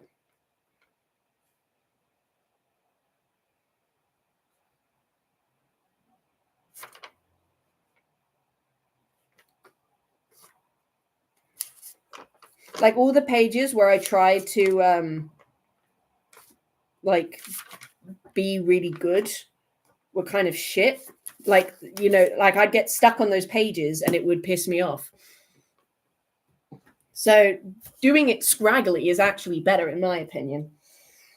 And the best part about it is if it's wrong, it doesn't matter, because it's like when you're in your journal, if you spell something wrong, it's not the end of the world, is it? No one's grading it. Oh my god, I've been here for 3 hours. Jesus. On my fucking soapbox. But yeah, I need to get back into doing this. Should I do some pages now? Would that be fun? Should we hang out? Me do some drawing. I'd also suggest using a cheap notebook. Oh yeah, this is from Tiger. This cost like £3. It was great. To further the idea that it really doesn't have to be perfect, lessen the pressure, really just give yourself a few minutes to not overthink it. Exactly. Let's do some drawings. Okay, so that was broke up with Brandon. I tend to as well. What I do is I start with pencil, not because, but because I like overlapping the pencil with the pen. I like how that looks. So that's a thing I do. Okay. Ooh, stats exam.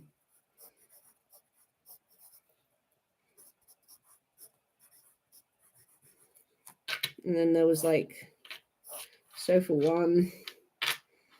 And then fuck, I don't know how to fucking draw. Sofa 2. I'm sat on the fucking floor.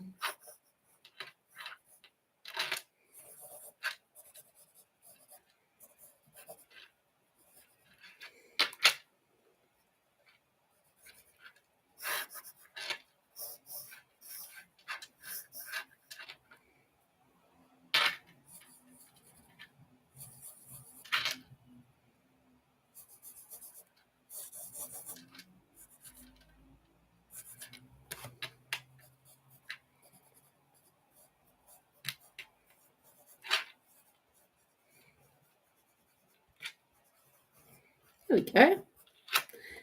Give it a bit of shine. Ah! I don't know how to draw a fucking sofa. You know what? We don't need the second sofa, Caitlin.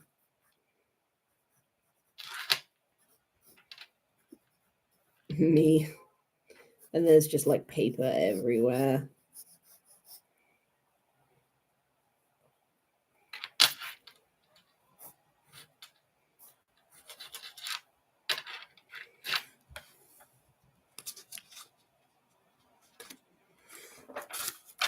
You should definitely give it a shot. I also come back to them, like sometimes, like for this, because I'm catching up, like I'll do really rough shit, and then when I'm bored or like I need to think of something else, I'll go over it again with pen, you know, freshen it up. What else happened? Oh yeah, this was in the time when I was conflicted about getting back in contact with Lom.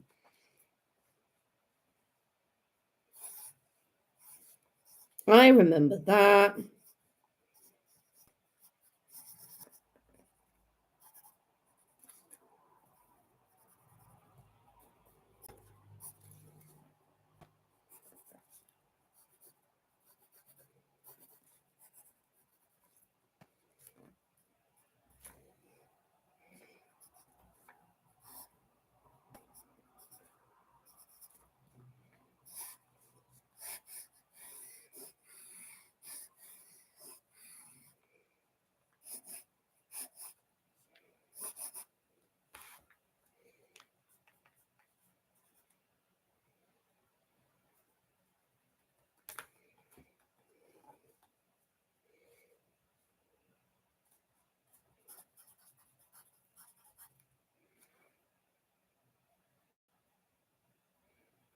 Yeah, it's been a long ass time. I I broke up with Brandon.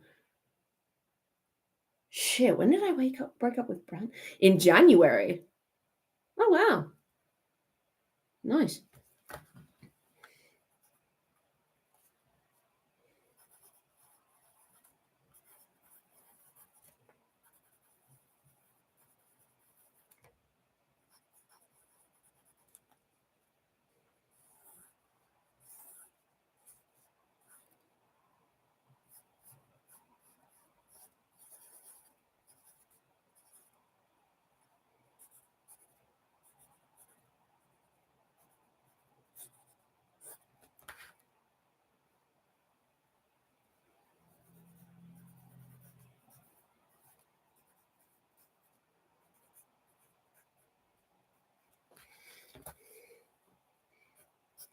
And then like 2 weeks later, I suddenly suddenly decided to get back into Welcome to Night Vale, which was a big part of our friendship during school.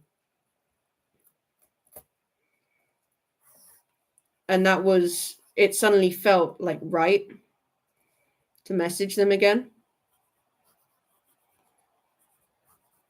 These are meant to be headphones. They're not very good.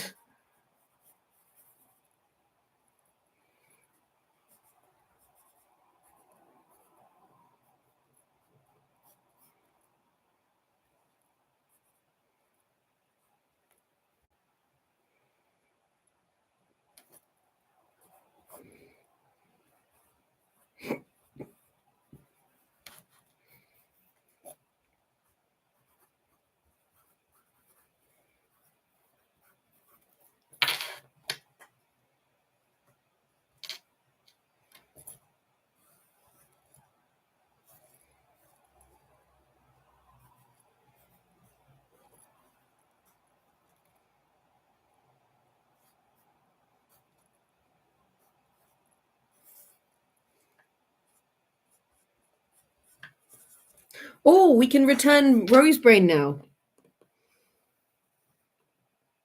What the fuck did Rosebrain? Oh, there we go. Okay. Do.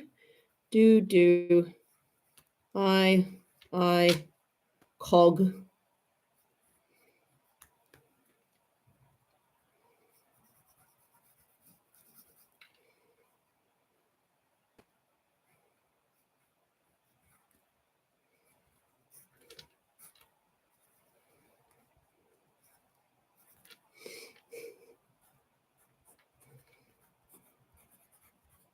It's time. Text them now. Go, go, go.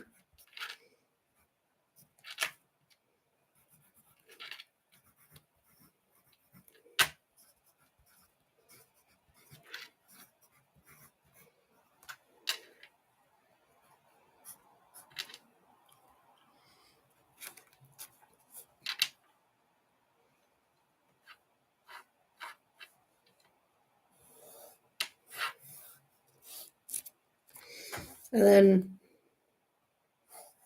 here I'll put the message that I actually wrote later. Here we go. I like that. It's time to text them now. Go, go, go. That's basic. This is also comedic relief for me. If it makes me chuckle when I look back on it, then it's doing its job.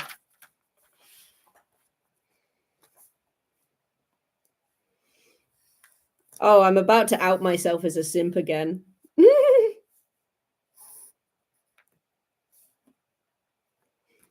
Oh shit, I don't know how to draw this. Because there was a time, I mean, I still do it, but my phone was on the table, and obviously when my notifications go off, it goes from Instagram ro.j.ozes.jpg, and then goes lom. And the minute I hear lom, I'm like dashing to go get it. And my friend literally looked at me and went, "Bitch, you so in love." I was like, "Shut the fuck up." I was like, "Shut the fuck up." I'm trying to draw a character that's only ever been seen from an angle facing directly forward. His hair is being a bitch. I feel that. I'm struggling with my own hair right now. I'm struggling with all of this. I don't know how to fucking draw a sofa. How the fuck do you draw a sofa?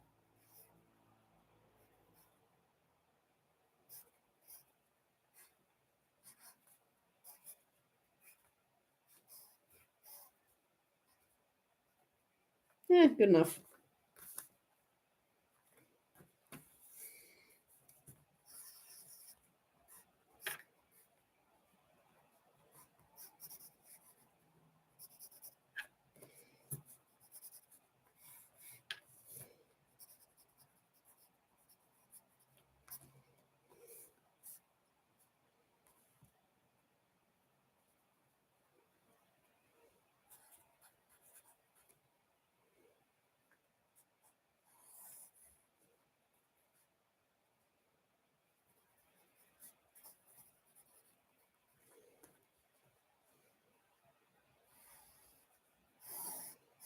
I think this is the last one, and then I'll sign off because this is probably getting a wee bit dull.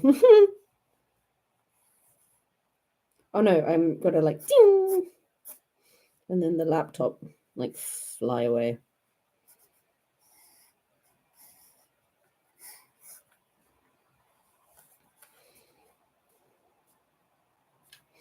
Oh, I'll do like a dotted outline of me instead.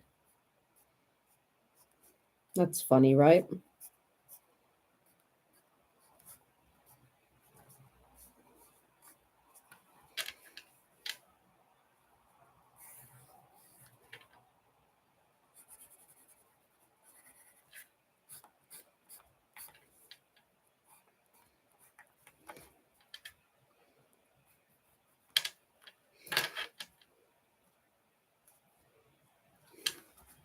I'm enjoying the relaxed vibes, just hanging out, to be honest. Oh, that's nice. We can hang out a little longer.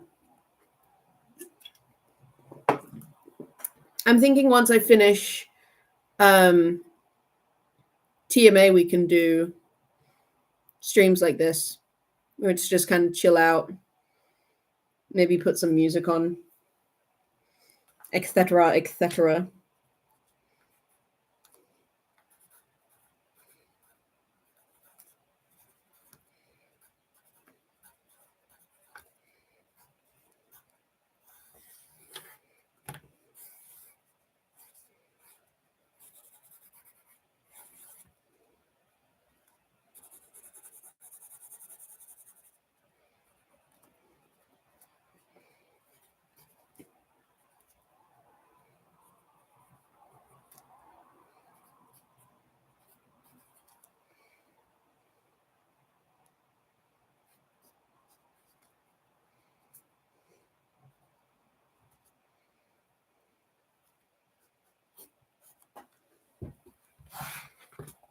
I think that's pretty good. The idea gets across. Again, these are rough because I'm trying to catch up. I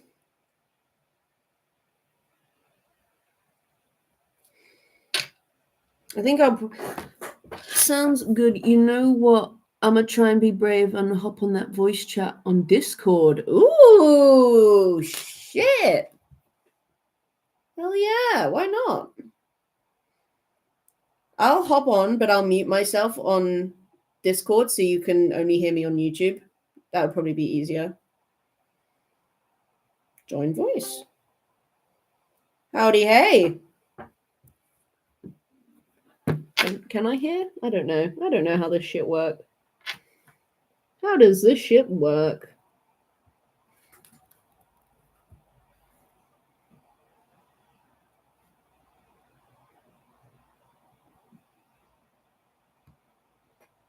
Are you talking right now? I don't fucking know. Wait, no, that's video. Oh no, that's chat.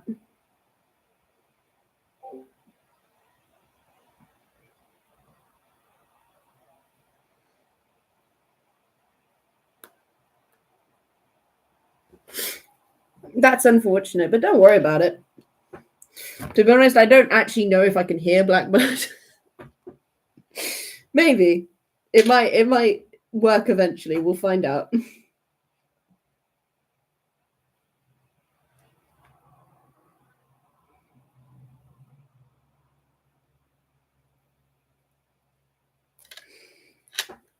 I'm not sure. Oh, sorry, I didn't see what you said, Marie. Not sure if I should get... Yeah, I think Discord is hating you. Sorry, bud. Not sure if I should get a new mixed media sketchbook, since I only have one that's mainly for pencils and charcoal, but I want to experiment with that stuff again.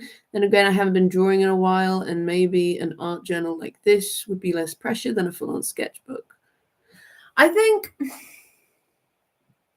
depends. The only thing where I feel like you really need specific paper is watercolor, because it is so like liquidy that it can ruin the paper and just create a bunch of holes, which sucks ass.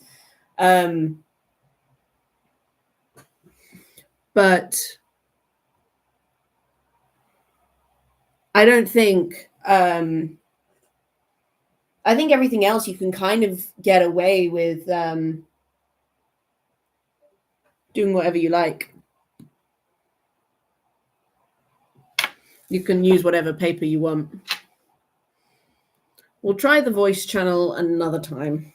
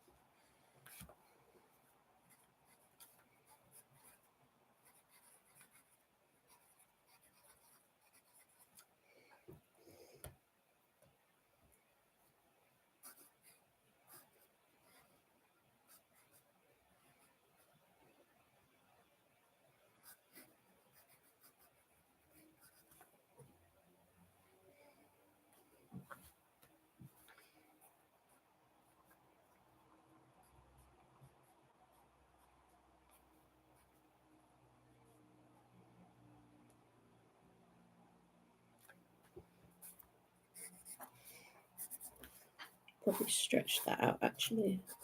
Bring that down a bit, and then there we go. Now I'm not so fucking stunted looking. There we go. By the way, Marie, if you do end up joining Discord, send a picture of the bookmark. I would love to see it. Wait, bookmark? Did I miss something? Oh, forgot to say I finally finished my vast. Oh, shit. That's sick, man. Hang on, I'm going to make an art channel. I feel like that's needed.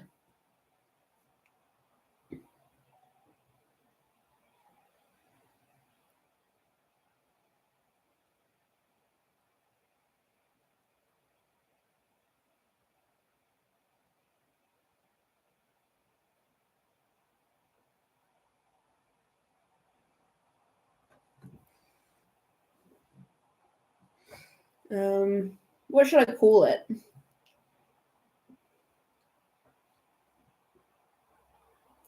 Art room. Nice. So we've got general stream updates, Levant's writing cave, and Spooky's bully tin board, and art room. Nice. We've got 5 whole text channels, guys. That is.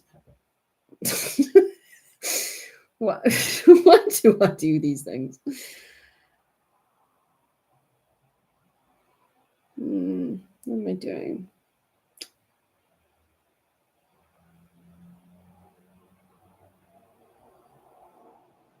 No, my music's a bit too on.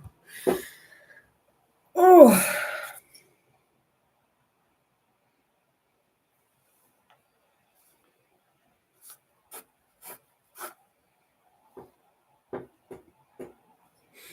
What happened after that?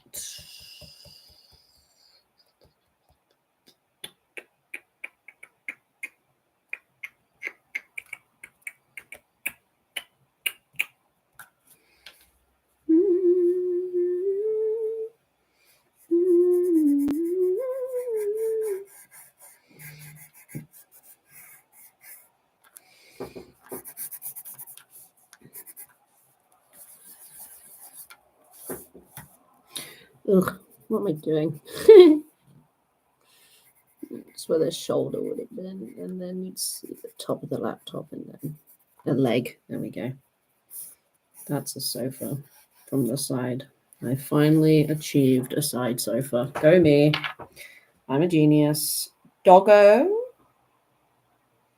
Oh, the gooba. Adorable. Love that.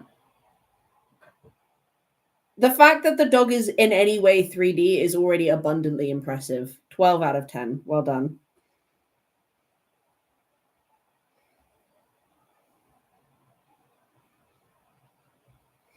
I just realized I don't have a page for Daisy because, well, I never drew this in the time I knew Daisy.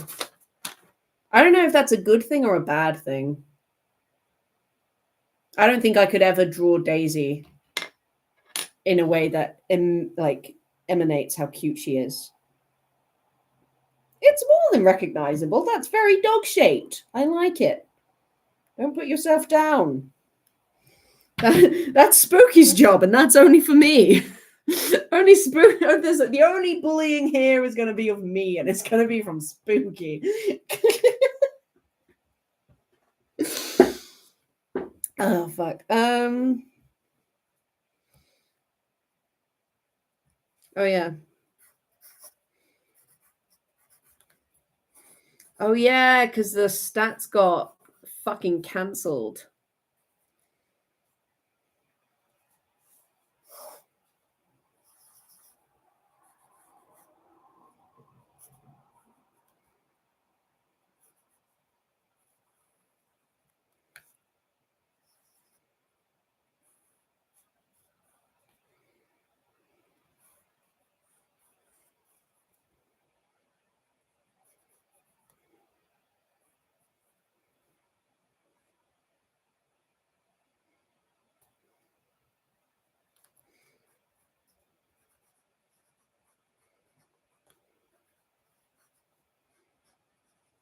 I aim to be. Oh, bye. Oh, sorry. Bye, Marie. It's like midnight for me. Yeah, that's fair. Squish. Sleep well. I always hate it when I should probably have the guy speaking it to me all the time so I don't fucking miss things. That sounds like the smart thing to do.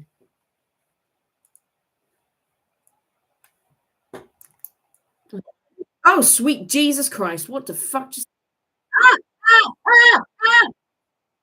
What is making noise? Making noise. Everything is making noise. Fuck me. Ah! Fucking hell. That scared me. Everything started speaking at once, and I've never been more afraid.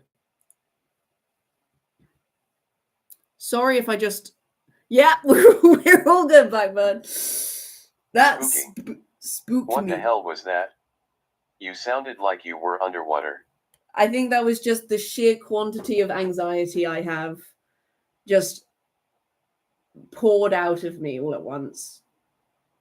Blackbird. Oh, can hear that now. Damn! Really? Nice. That's what I wanted.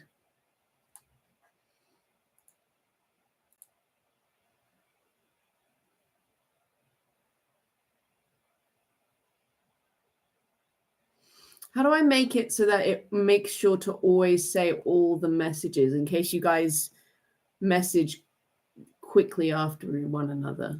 Is that a thing I can do? What's chat fade? Oh, fuck that.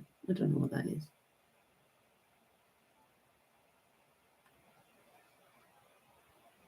That's what I'm saying.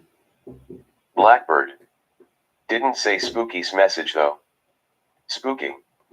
The fitness gram pacer test is a multi-stage aerobics.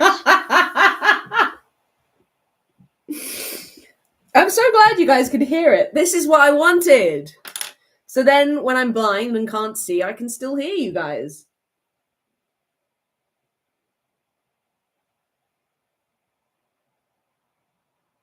I'm pretty sure it also, the voice thing, how to break it. Oh no. Blackbird. Now to break it. Blackbird. A. Fuck. It's also. Oh. Spooky. Oh, this is very fun actually. Thank you, I Justin. will try not to abuse it. Not very hard. Thank you, Justin. See, Justin is the only one that has my sanity in mind when he interacts. I'm joking, obviously. It is fun. It's also got personality voice, apparently. What it will do is each user will speak with a different voice. I personally don't think it does that, but I don't know. Maybe it does. But I have 2 chatters, and that's you two. So well done. For fuck's sake. It's a little bit delayed, but we do what we can. Spooky.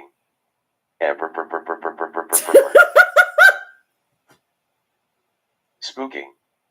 A-E-I-O-U. Yeah.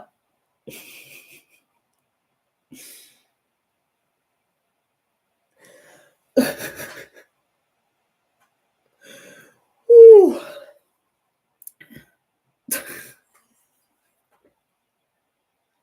Blackbird. Fuck.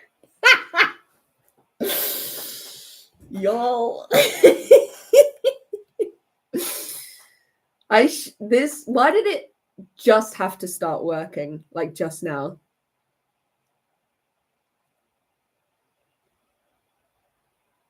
No, it doesn't censor. I made sure it Blackbird. doesn't. Wasn't sure if it would censor. No, I made sure it wouldn't because I was like, no.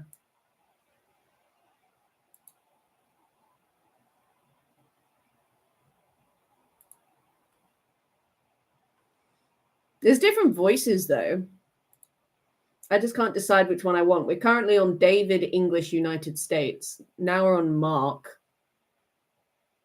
I'm not sure how that one sounds different.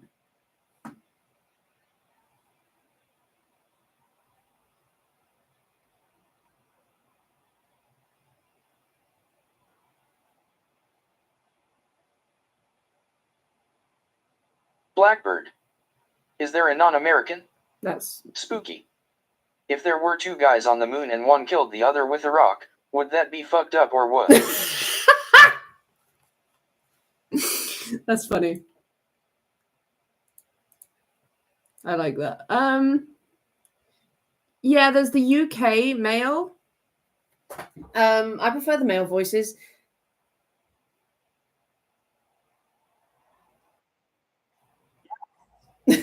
Yes.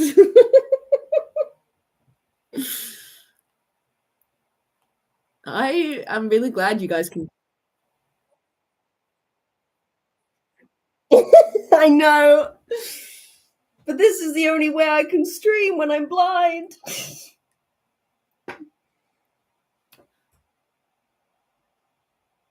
And to be honest, it's going to be a stream to remember. I wouldn't have it any other way. It's not a real stream if I'm not getting bullied and abused and laughing my ass off. You know?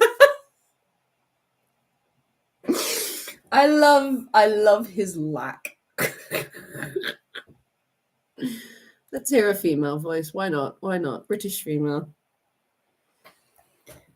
It's annoying it doesn't give you a tester. Like you have to wait for someone to send a comment to hear the new voice.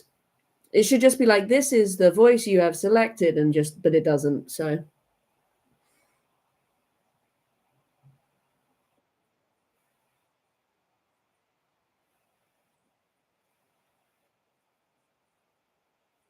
yeah.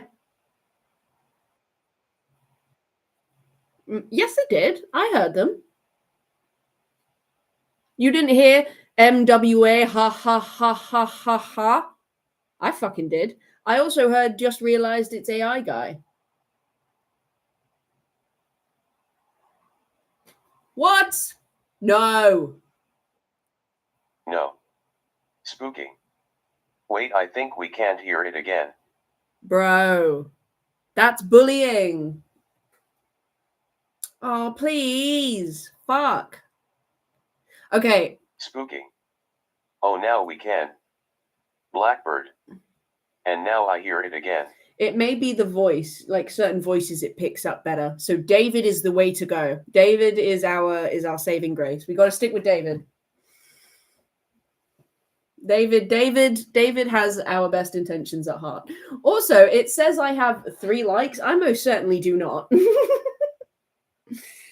Welcome to the family, David. Spooky. Welcome to the family, David. Honestly, I quite like having someone else read them out. But then again, you wouldn't get the wheeze factor. Thank you, Justin. See, I don't think it's you though, because you've liked a lot more than 3 times. It's just like infinite 3. I don't know.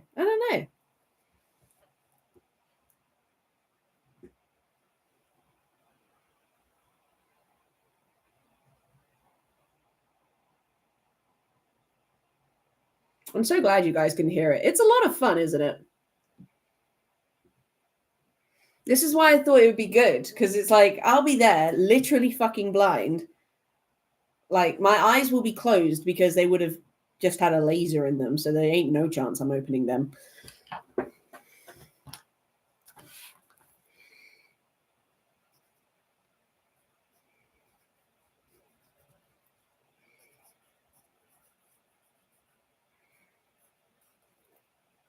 Blackbird. Hearts, sadly hearts don't ping on it, so Justin is being muted. Yeah, for real. Sad face. That's why when y'all are gonna have to buddy up. If Justin is there for it, you're gonna have to, whenever Justin gives a heart, y'all have got to say something so I can go, thanks, Justin. Spooky. I must do this to honor the memory of the Moonbase Alpha TTS. What the fuck? I'm scared. Blackbird. It recognizes emoticons. Justin. 3-3. Oh, Justin, you know, I noticed you made a special account. Justin, bro. Oh my God, I can't believe Marie isn't here to see this. Marie's gonna flip her fucking shit. Justin! Spooky.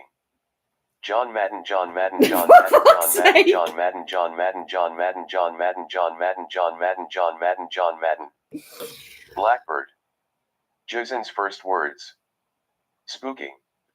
Justin speaks. So whenever it goes 3-3, I'll know. Oh my God, how exciting. Blackbird. Asterisk Justin's. Oh my God, that. Hi, Justin. That's very exciting. And also very, very like nice. I don't know. Hi. I'm kind of lost for words. You can't see my face right now, but I'm smiling like a. Actually, let's just. I'm just sat here smiling like a little idiot.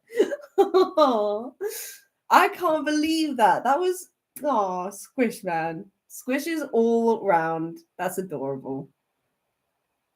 I don't know. Yeah, I don't really know what this software is, so I don't know how to make it recognize hearts. Don't really know how to do it. I have on 2 occasions gone, guys, Justin made a special YouTube account to add Spooky. videos. We are all very happy to hear from you, Justin. Absolutely right, we are. But yeah, I noticed you made an account called Justin Squish, and I was like, oh my God, it's Justin!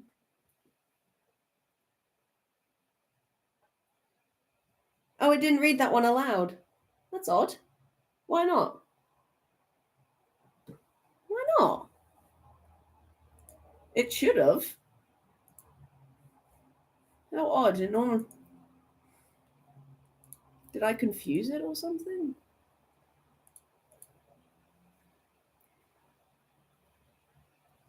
Spooky. Does it not do emojis? It would. Yeah, no, it appears not. Spooky. Testing. Whoa. Hang on. Maybe that's something I can change.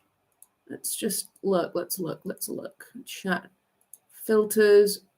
Ooh, read emoticons in messages. Try again. I've now got that ticked.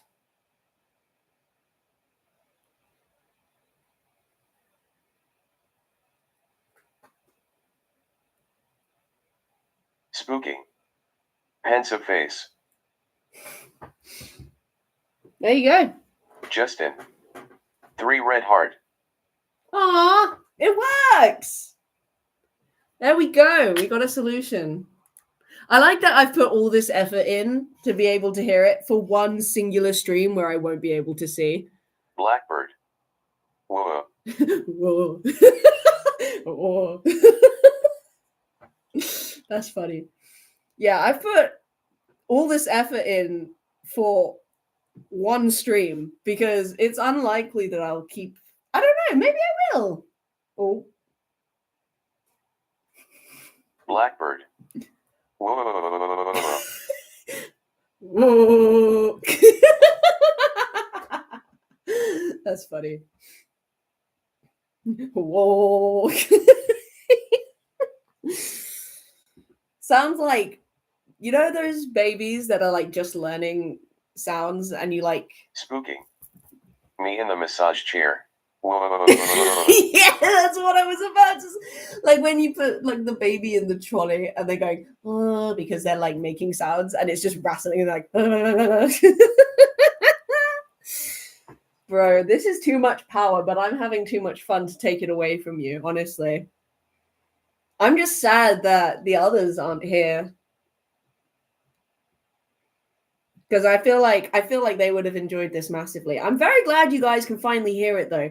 Because now you understand why I was so excited. Because I was like, guys, you can hear your comments. I can hear them. There we go. Perfect. So it's a little delayed, but you know what? That's fine. I mean, when I can't see shit, I won't know it's delayed, so it's chill.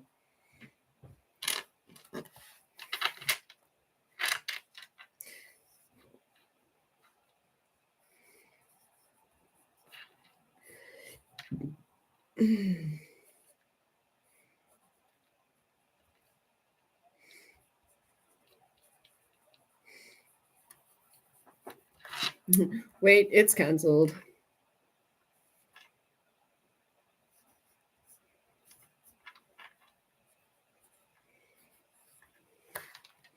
And then we turned around.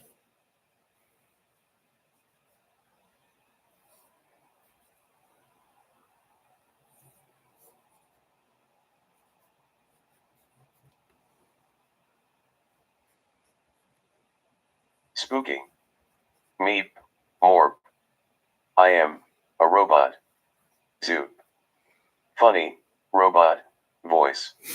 Blackbird. We'll just have to predict your questions so our answers aren't really late. May get weird answers though. Yeah, probably. You know, I don't think it'll be so delayed. I mean, I don't know. I mean, I wasn't listening. I wasn't looking at the chat when you said that. So this is kind of fun. Maybe I'll keep this. I don't know. This is kind of great. It's especially good when I'm not looking at the screen. Because it's a bit annoying when I accidentally miss a message. I'm like, oh shit, sorry.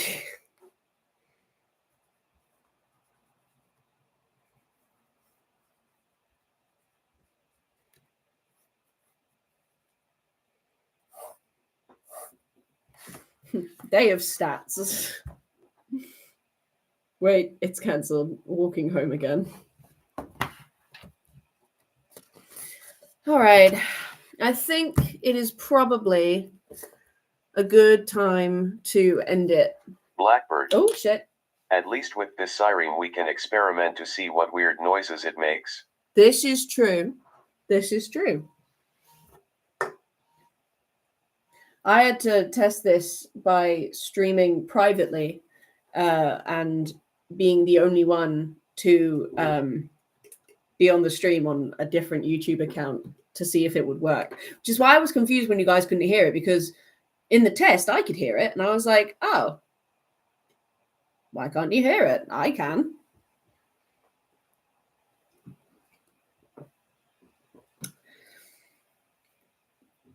Yeah, but yeah, I think it's about time for bed. Spooky. Ooh. Oh no, I'm drowning. Glug glug glug glug glug glug glug.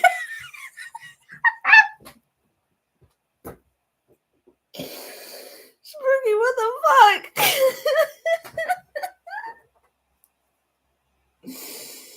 Bro.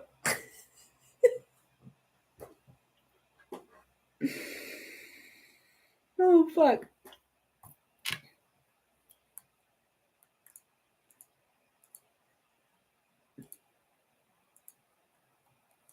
Bro. Spooky. Okay, yeah, we need to stop. I am having far too much fun. You definitely are.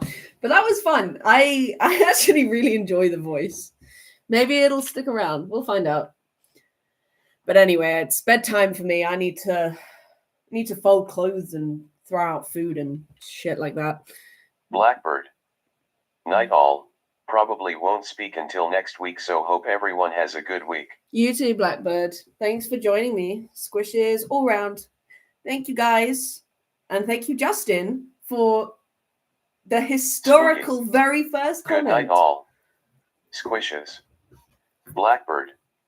I still just can't believe that Justin spoke. I mean, Justin, big squish, bro. That was very exciting. I won't even fucking lie. All right. Squishes all around. Night, y'all. Sleep well.